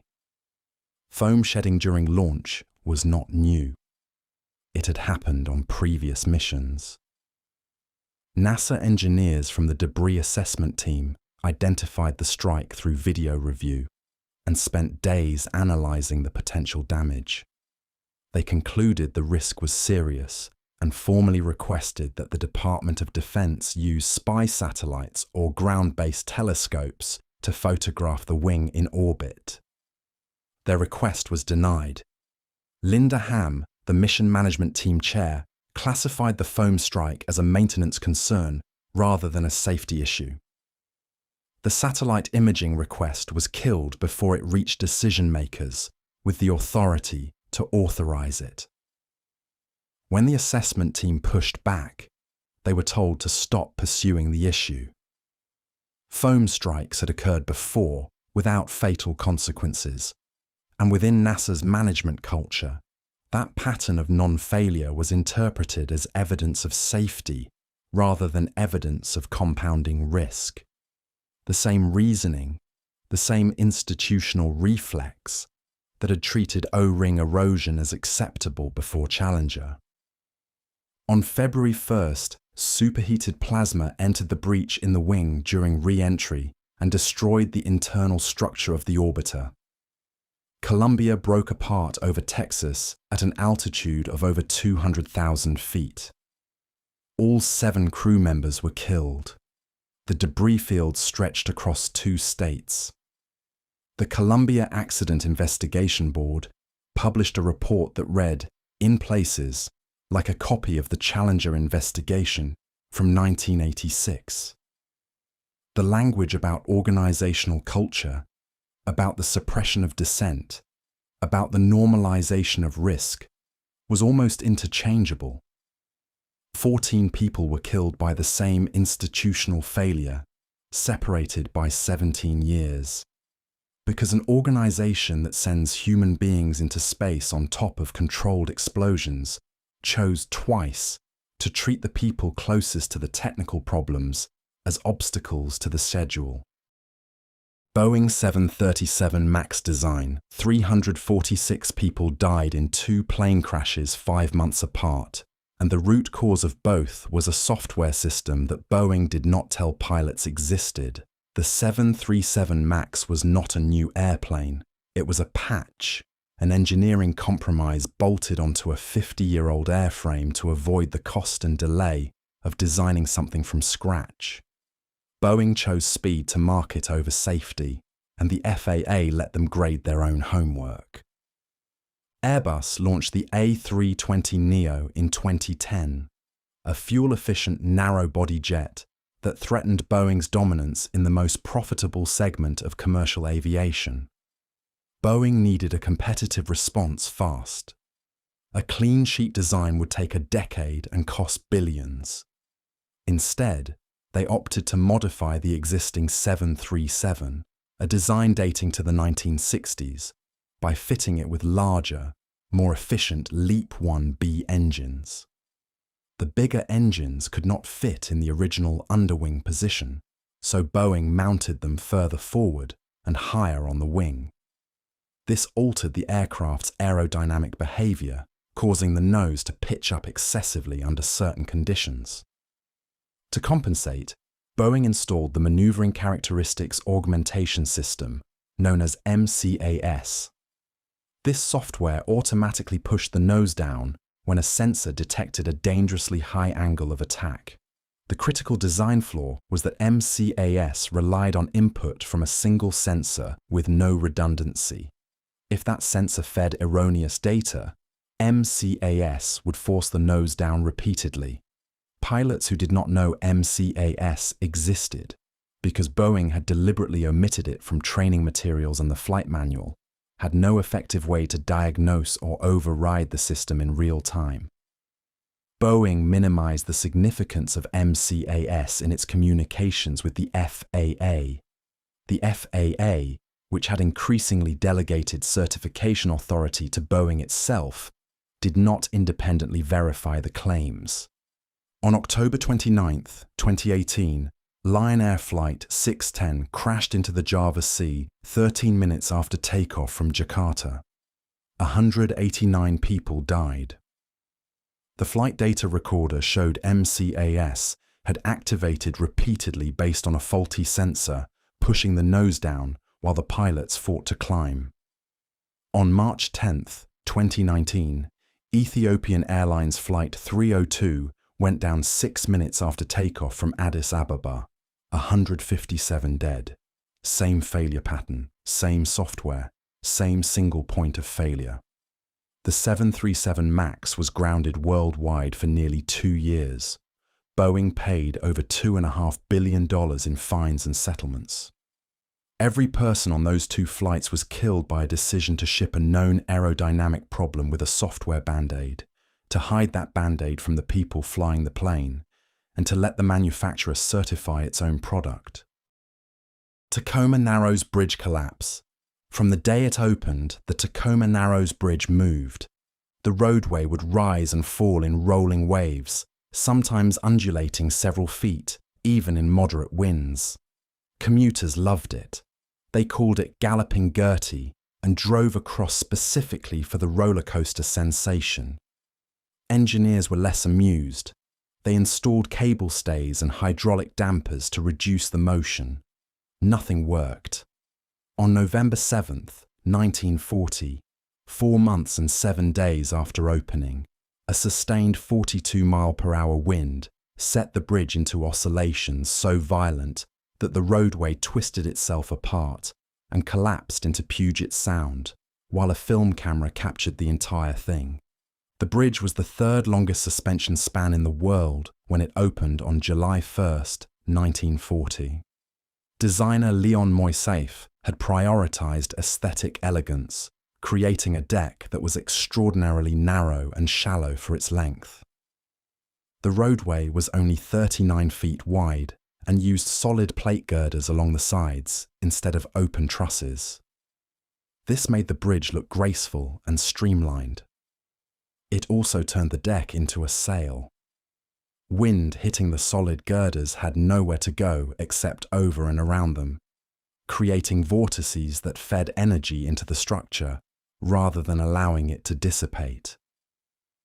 On the morning of the collapse, the wind was steady but not extraordinary. 42 miles per hour is well within the range that any major bridge should withstand.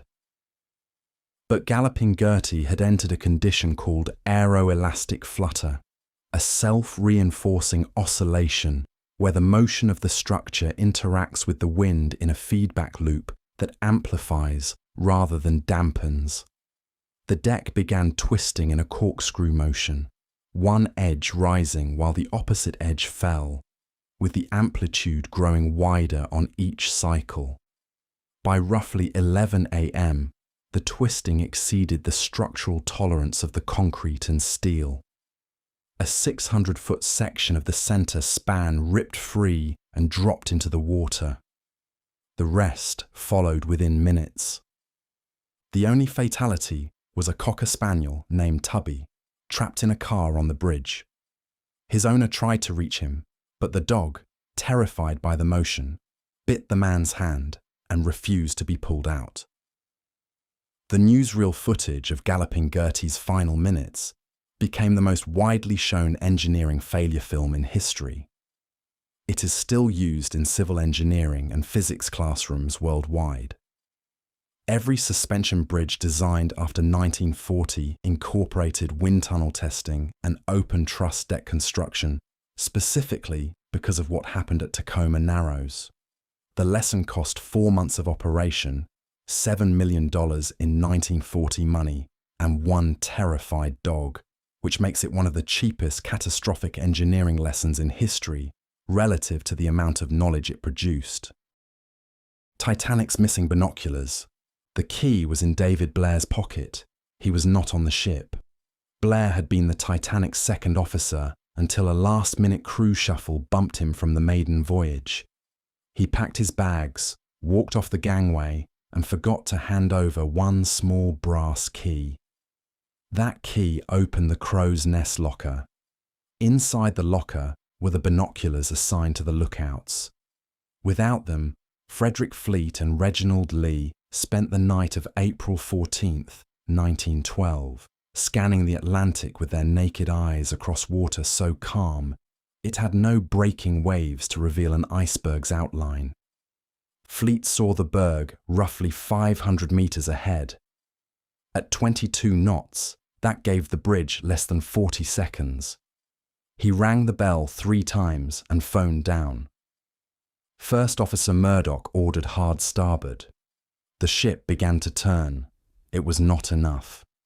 The iceberg scraped along the starboard hull below the waterline, popping rivets and opening 6 compartments to the sea. Fleet testified at the British inquiry that binoculars would have given him enough distance to spot the ice sooner. Some maritime experts have argued that binoculars narrow the field of view and might have slowed initial detection. But on a moonless, windless, waveless night, the kind of night where icebergs become invisible until they are right on top of you, range mattered more than field. The binoculars were not the primary cause. The Titanic was running near top speed through a known ice field. Captain Smith had received multiple wireless warnings and pressed on. The ship carried lifeboats for barely half the people on board, because regulations had not kept pace with vessel size. Bruce Ismay, chairman of the White Star Line, may or may not have pressured Smith to maintain speed for a record crossing.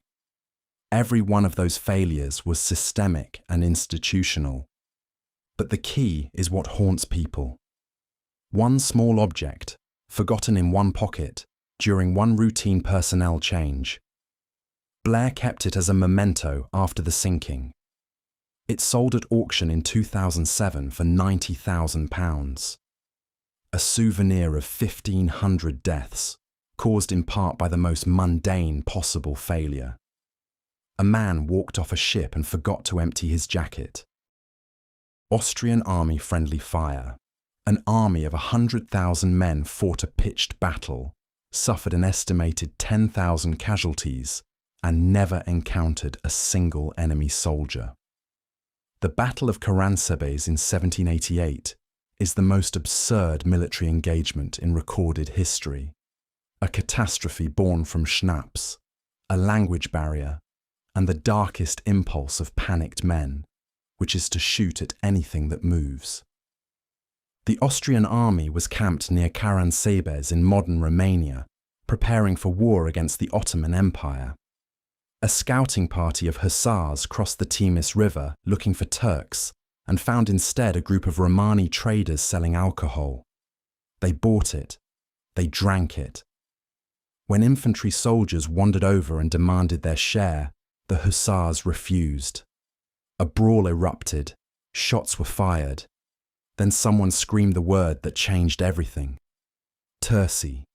Turks. The Austrian military was a polyglot empire in uniform. Soldiers spoke German, Hungarian, Czech, Romanian, Italian, Croatian, Serbian, Polish, and more. Officers barking orders in German were incomprehensible to Hungarian infantrymen. The shout of Terci became a cascade of mistranslation and terror. One widely repeated account claims that German officers screaming "halt" were heard by non-German speakers as Allah. Whether or not that specific detail is true, what is documented is that entire regiments began firing blind into the darkness at shapes they assumed were Ottoman attackers. Artillery batteries opened up on their own cavalry. Infantry squares formed and shot at anyone approaching. The chaos fed on itself for hours. By dawn, thousands were dead, wounded, or scattered across the countryside.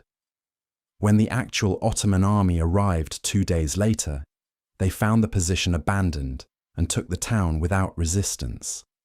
Historians debate the exact casualty figures because the most dramatic accounts were written decades after the fact. But Austrian military records confirm the core absurdity. An army that outnumbered its actual enemy got drunk, panicked, and tore itself apart before the fighting even started. The Ottomans did not need to defeat the Austrians. The Austrians did it for them. The math seemed simple. China had too many people. Resources were finite.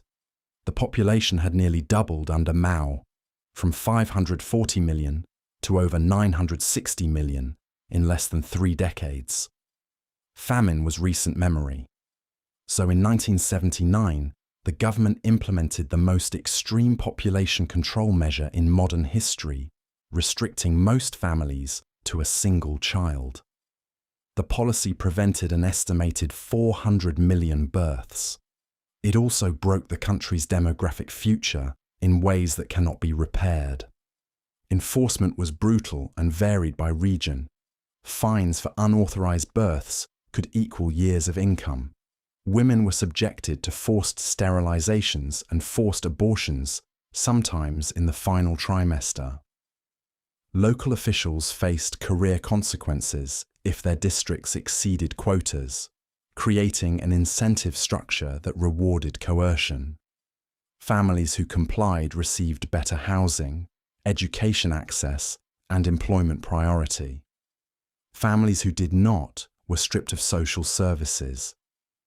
In rural areas where sons were essential for farm labour and old age support, the policy collided with a deep cultural preference for male heirs.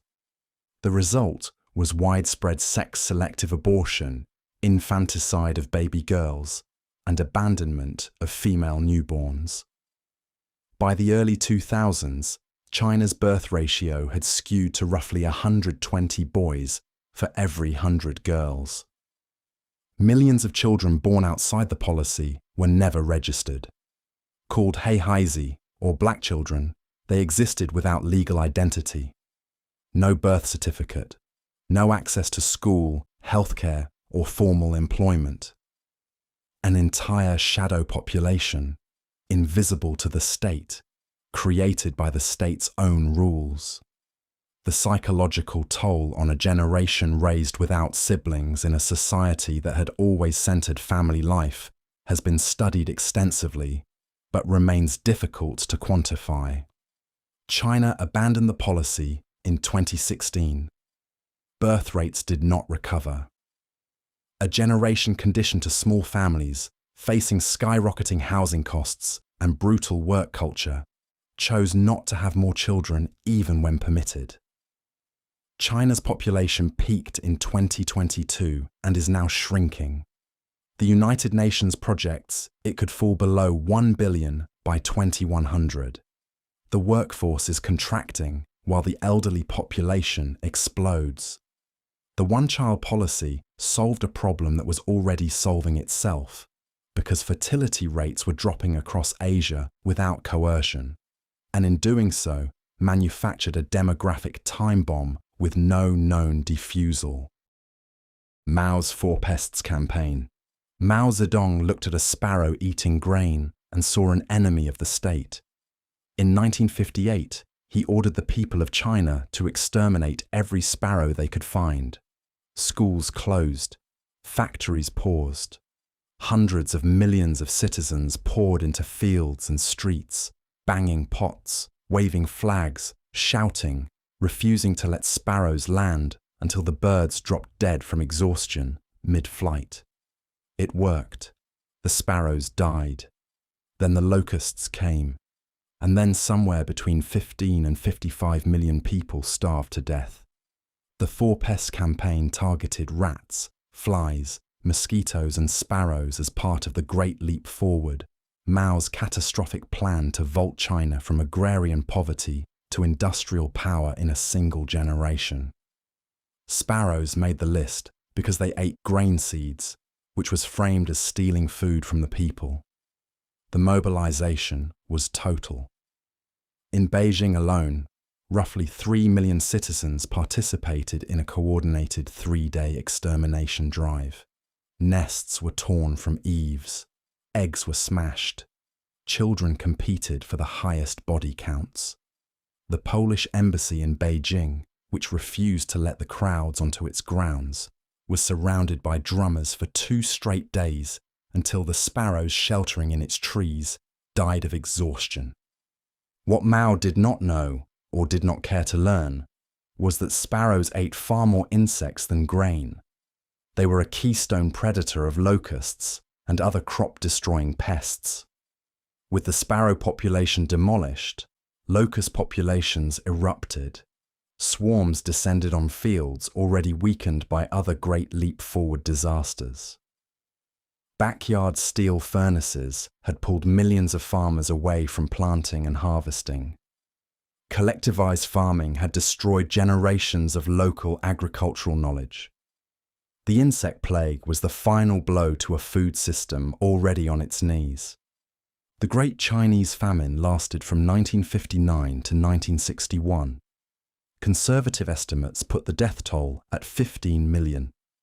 Demographic research published in recent decades suggests the real number may exceed 45 million. Mao quietly replaced sparrows on the pest list with bedbugs, a tacit admission that the campaign had been a catastrophe. No public accountability followed. The famine was censored domestically for decades. One man decided a bird was the enemy, and a country that could not afford to question him paid for that decision with the worst famine in human history. Marshal Mikhail Tukhachevsky was one of the most innovative military minds in Europe. He had pioneered deep battle doctrine, a theory of combined arms warfare that anticipated how every major army would eventually fight.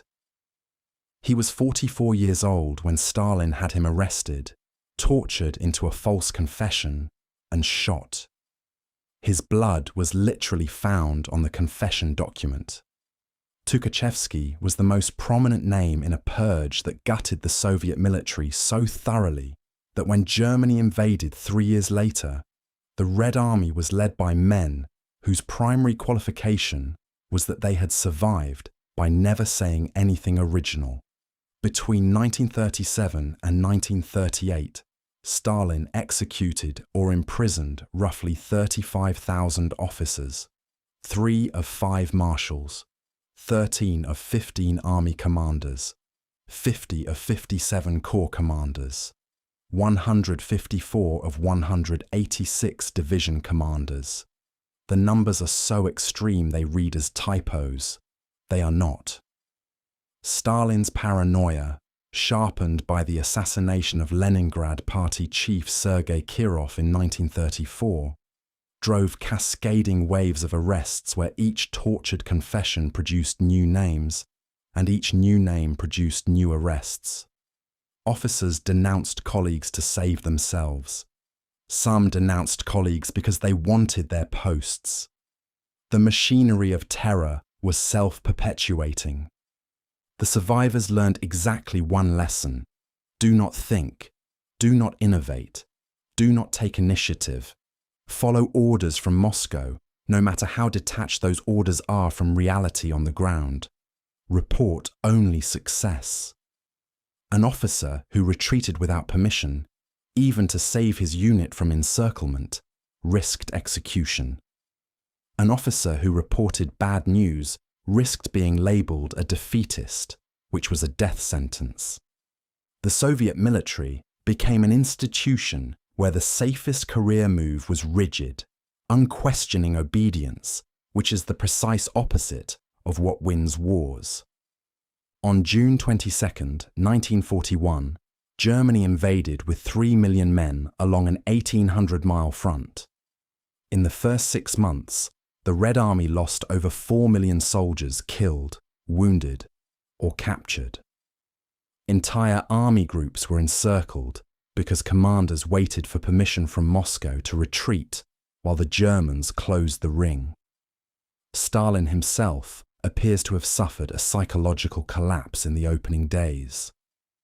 The Soviet Union survived, but at a cost of 27 million dead, a toll vastly inflated by an officer corps that had been trained, through execution, to value obedience over competence.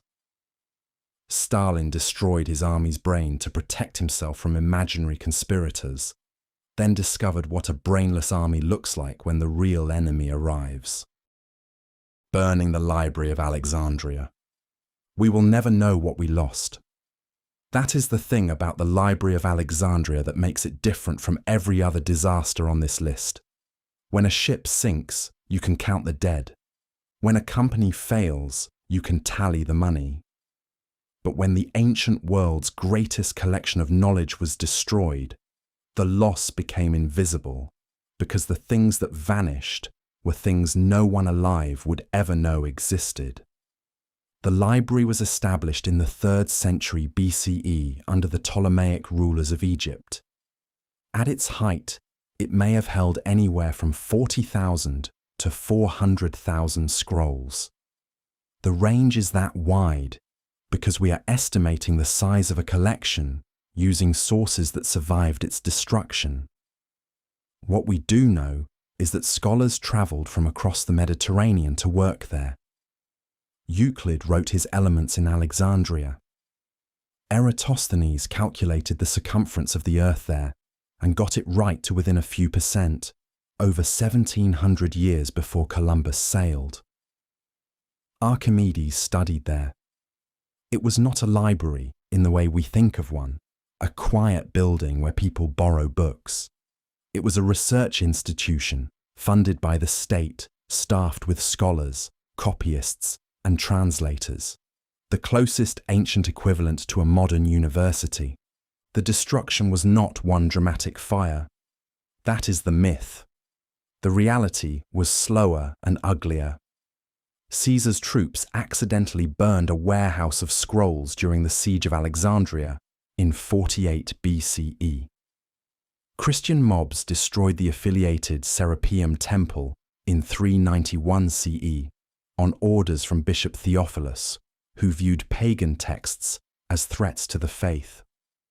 The final decline is traditionally linked to the Muslim conquest in 642 CE, though modern historians dispute the specifics. What is not disputed is the outcome. By the medieval period, the collection was gone.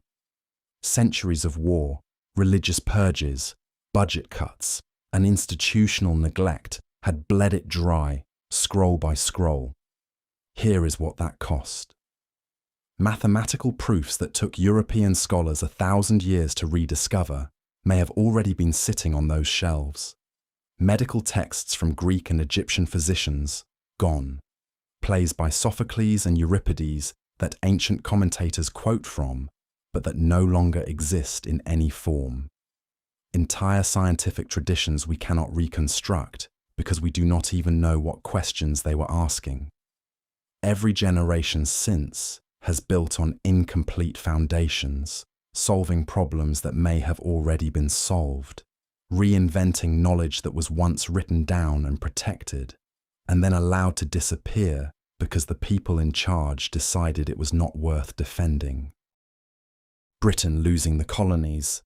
King George III had the largest navy on earth, a professional army hardened by the 7 Years' War, and the industrial capacity of the world's dominant empire. His opponents were farmers, merchants, and part-time militia who could not reliably feed or pay their own troops. He lost. Not because the Americans were stronger, but because the British government could not stop making the same mistake, treating legitimate grievance as treason and responding to every act of resistance with a heavier hand that created more resistance. The trouble started with money.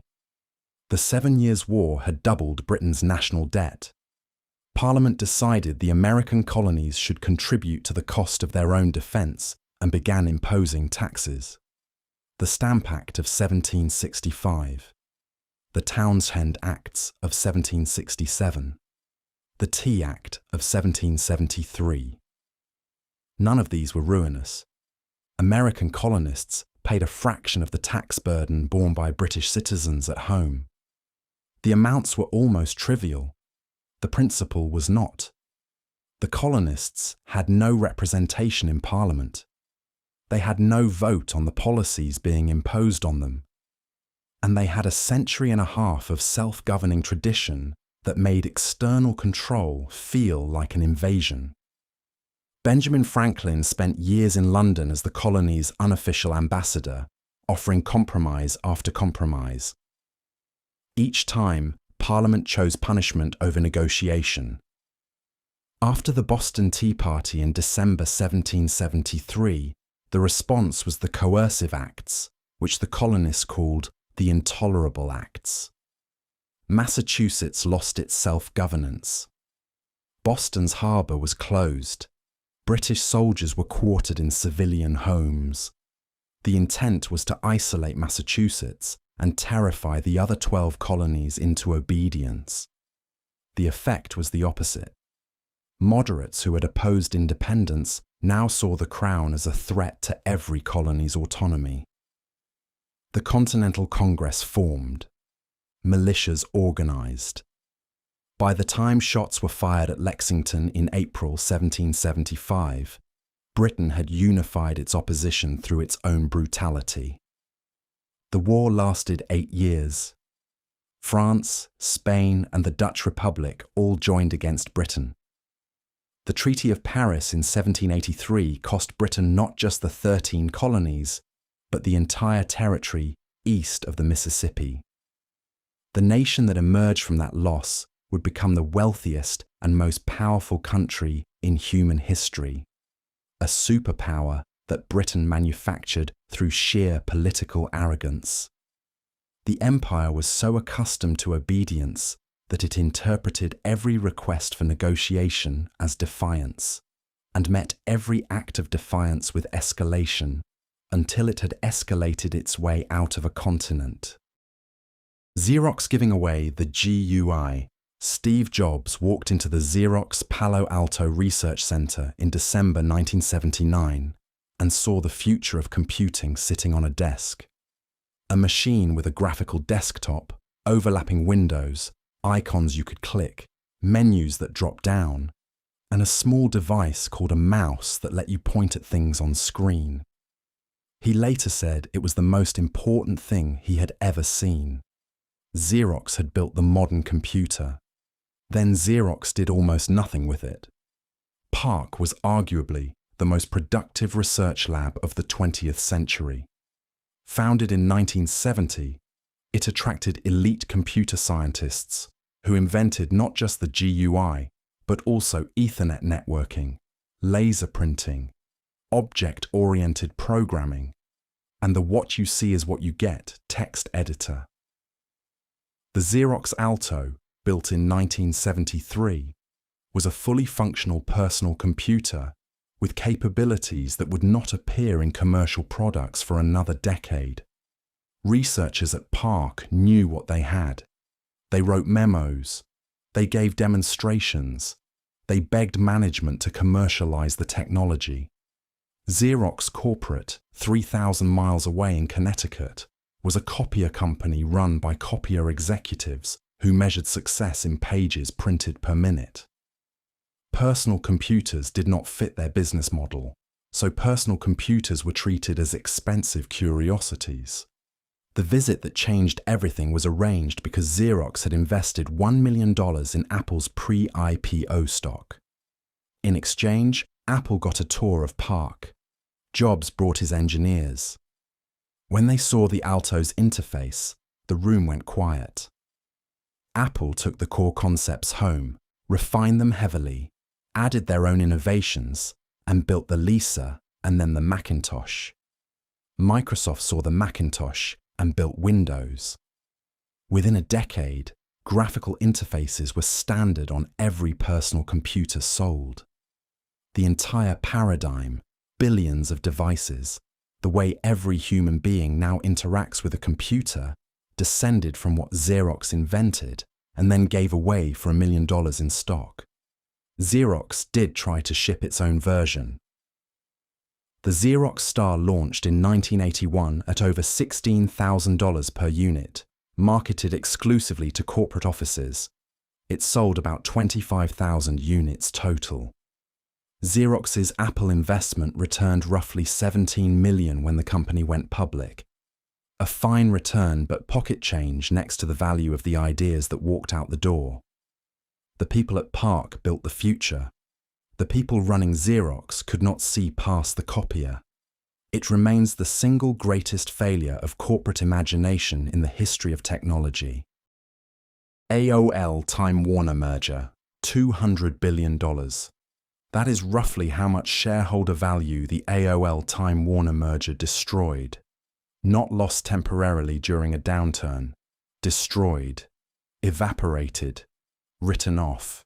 The deal was announced on January 10, 2000, at the absolute peak of the dot-com bubble, and it combined an internet company built on dial-up modems with the largest traditional media conglomerate on Earth.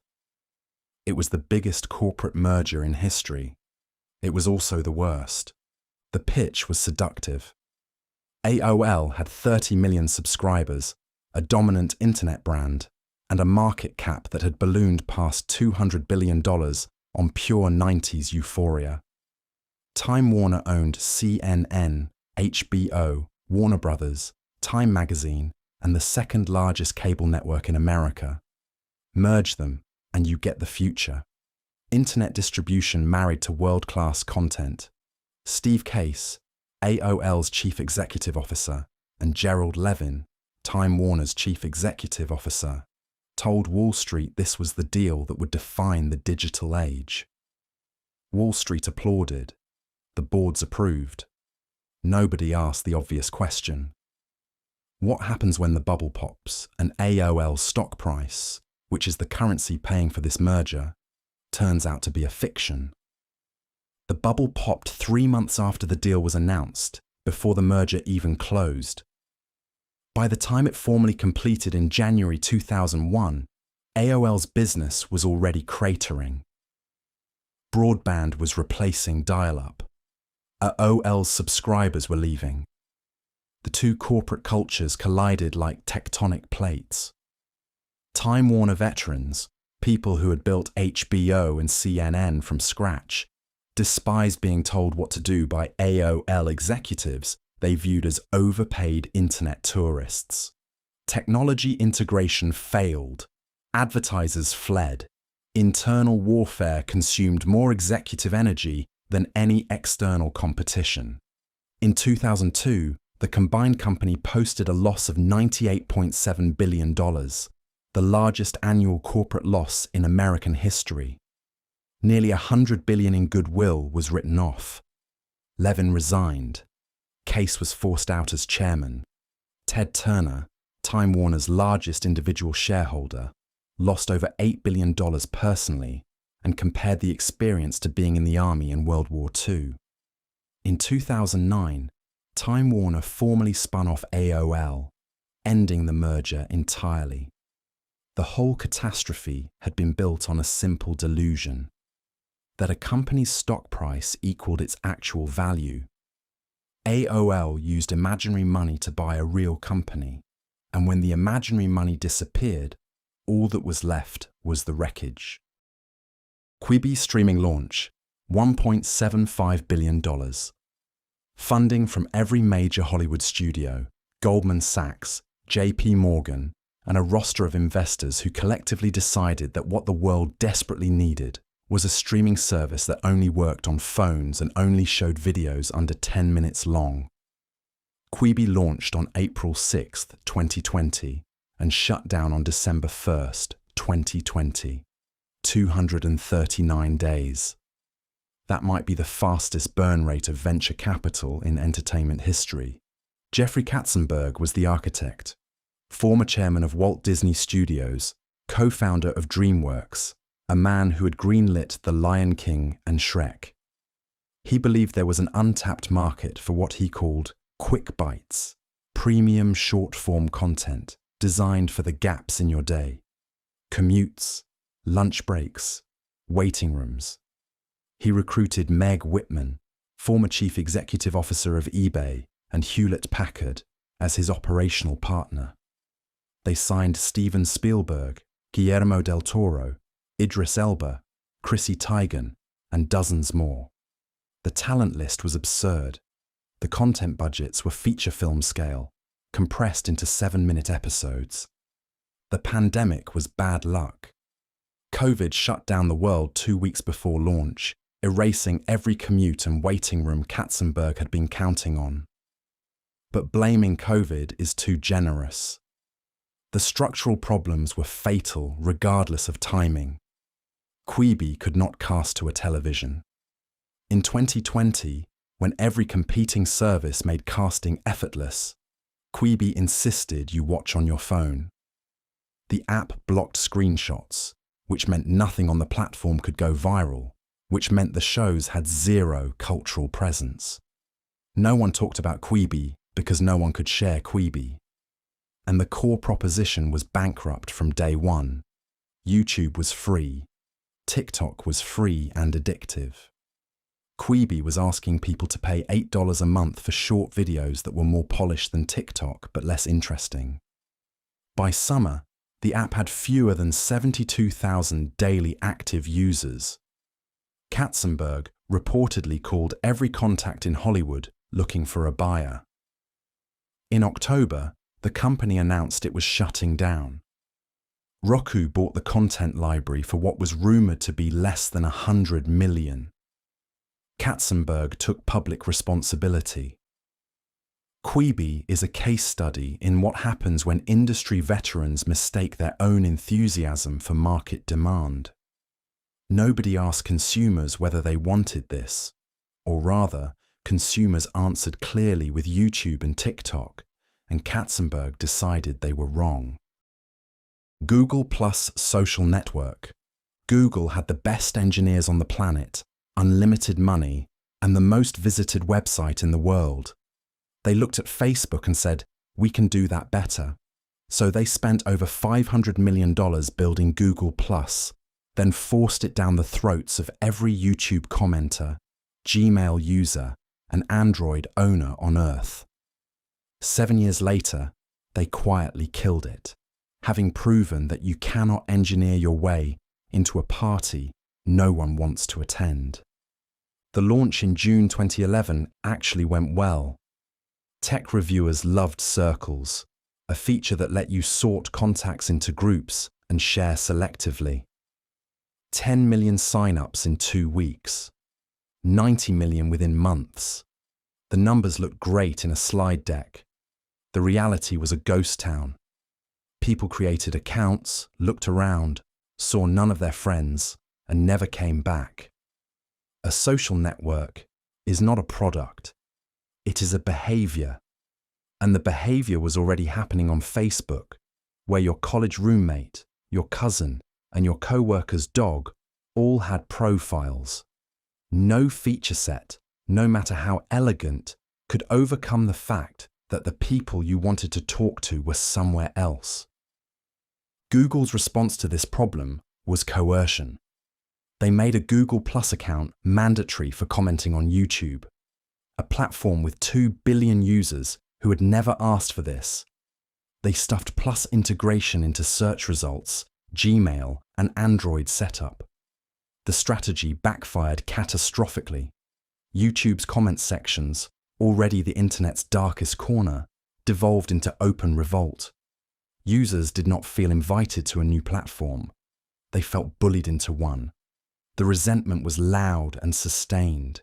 Internally, Google teams were pressured to bolt Plus features onto their own products, diverting engineering talent from actual priorities.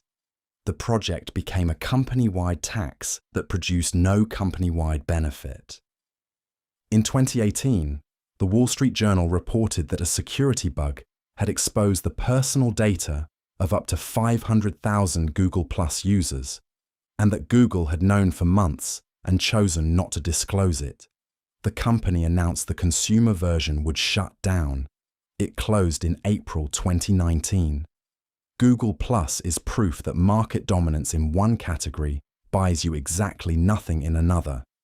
Google owned search, email, maps, video, and mobile. None of that mattered. Social networking is not a technology problem. It is a human one. And humans had already decided where they wanted to be. FIFA Qatar World Cup bid. The technical evaluation ranked Qatar dead last among the bidding nations. Summer temperatures in Doha exceed 50 degrees Celsius. The country had no stadiums meeting FIFA standards, no football tradition, and a population smaller than the city of Houston. It won anyway. In December 2010, FIFA awarded the 2022 World Cup to Qatar, and the sport's governing body ignited the biggest corruption scandal in the history of international athletics. The vote was suspicious from the moment the envelope was opened. Subsequent investigations by the FBI, Swiss prosecutors, and investigative journalists uncovered systematic bribery at every level of the bid process. Multiple FIFA Executive Committee members were later indicted, banned, or convicted. Mohammed bin Hammam, a Qatari member of the committee, was banned from football for life. FIFA's own president, Sepp Blatter, was eventually suspended. The corruption was not subtle. It was structural. Qatar has consistently denied any wrongdoing, and the 2022 tournament was never stripped or reassigned. Hosting required construction on a scale that defied reason. 8 stadiums built from nothing. A brand new metro system. A brand new city called Lusail. Roads, hotels and infrastructure worth over $220 billion, making it the most expensive World Cup ever held by a factor of 10. The workforce that built all of it consisted almost entirely of migrant labourers from South Asia and Africa, employed under the kafala system, which tied workers to their employers, confiscated their passports, and restricted their ability to leave or change jobs. Investigations by The Guardian estimated that over 6,500 migrant workers from 5 South Asian nations died in Qatar between the bid being awarded and the tournament kicking off. Workers described conditions of extreme heat, overcrowded housing, and withheld wages. Qatar disputed the methodology and claimed that the death rate was proportional to the size of the labour force.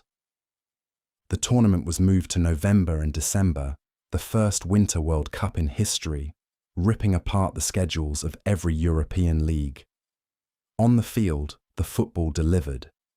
The final between Argentina and France is widely considered the greatest World Cup match ever played. Off the field, the event was shadowed by protests over human rights, the criminalisation of homosexuality, last-minute alcohol bans, and a fundamental question that FIFA never answered. At what point does the price of hosting a sporting event, measured in human lives, become too high to justify? Fyre Festival. The promotional video was perfect. Supermodels on a white sand beach, crystal water, yachts anchored offshore. Kendall Jenner, Bella Hadid, and Emily Ratajkowski posted matching orange tiles on Instagram, and the internet lost its mind. Tickets sold for up to $12,000. What arrived on the other end of that transaction, on a gravel lot in the Bahamas on April 28, 2017, was disaster relief tents, feral dogs, soaked mattresses, and a cheese sandwich in a styrofoam container that became the most iconic photograph of a scam in the social media age. Billy McFarland was 25, a serial exaggerator with a previous startup called Magnizes that had already drawn fraud complaints. He partnered with rapper J. Rule to launch the Fyre app, a talent booking platform.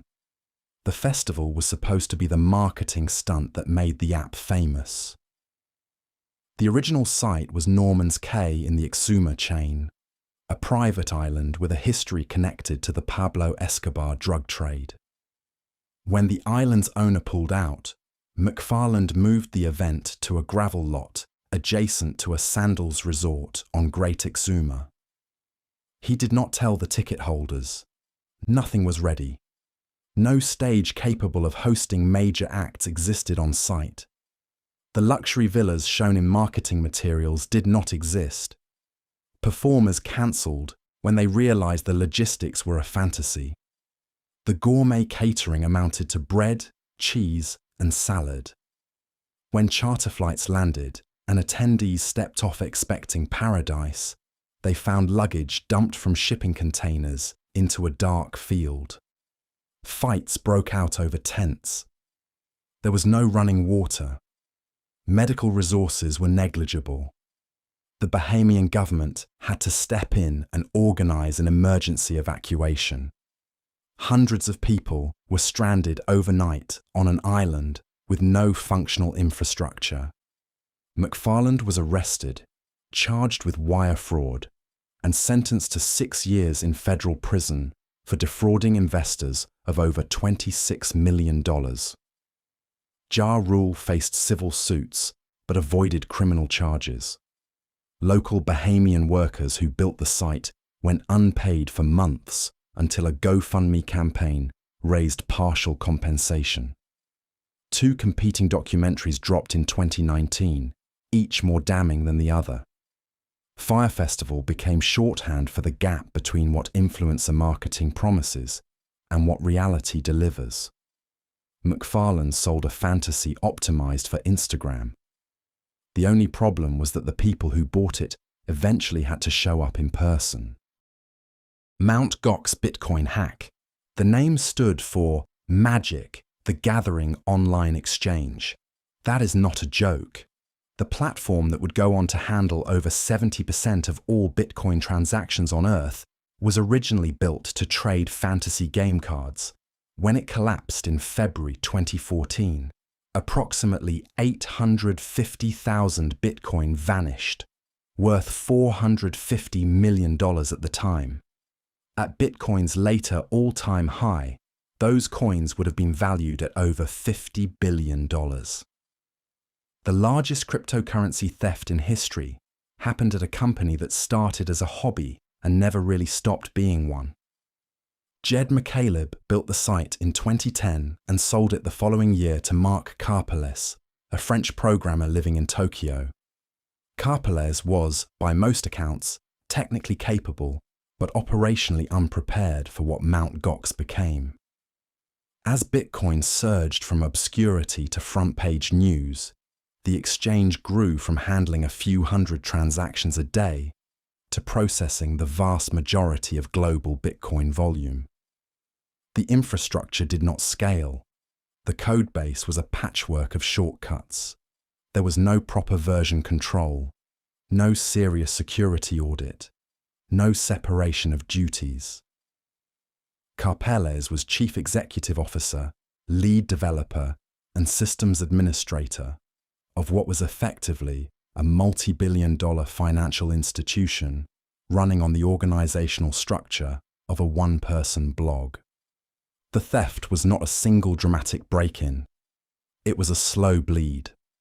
Attackers exploited a flaw called transaction malleability, which allowed them to manipulate transaction identifiers and trick the system into processing duplicate withdrawals. Bitcoin drained from Mt. Gox wallets over months, possibly years, while the exchange continued operating as if everything were normal. By the time Carpeles noticed the shortfall, the vault was empty. On February 7, 2014, Mt. Gox froze all withdrawals. On the 24th, the website went dark. On the 28th, the company filed for bankruptcy in Tokyo. 24,000 creditors were locked out. Karpeles was arrested in 2015, acquitted of embezzlement, but convicted of manipulating financial records. Roughly 200,000 of the missing Bitcoin were later found in a forgotten cold wallet, leading to a decade-long bankruptcy proceeding that is still distributing recovered funds to creditors. Mt. Gox was the moment the cryptocurrency world learned, painfully, that decentralized money does not help you if the place you store it is held together with tape and wishful thinking.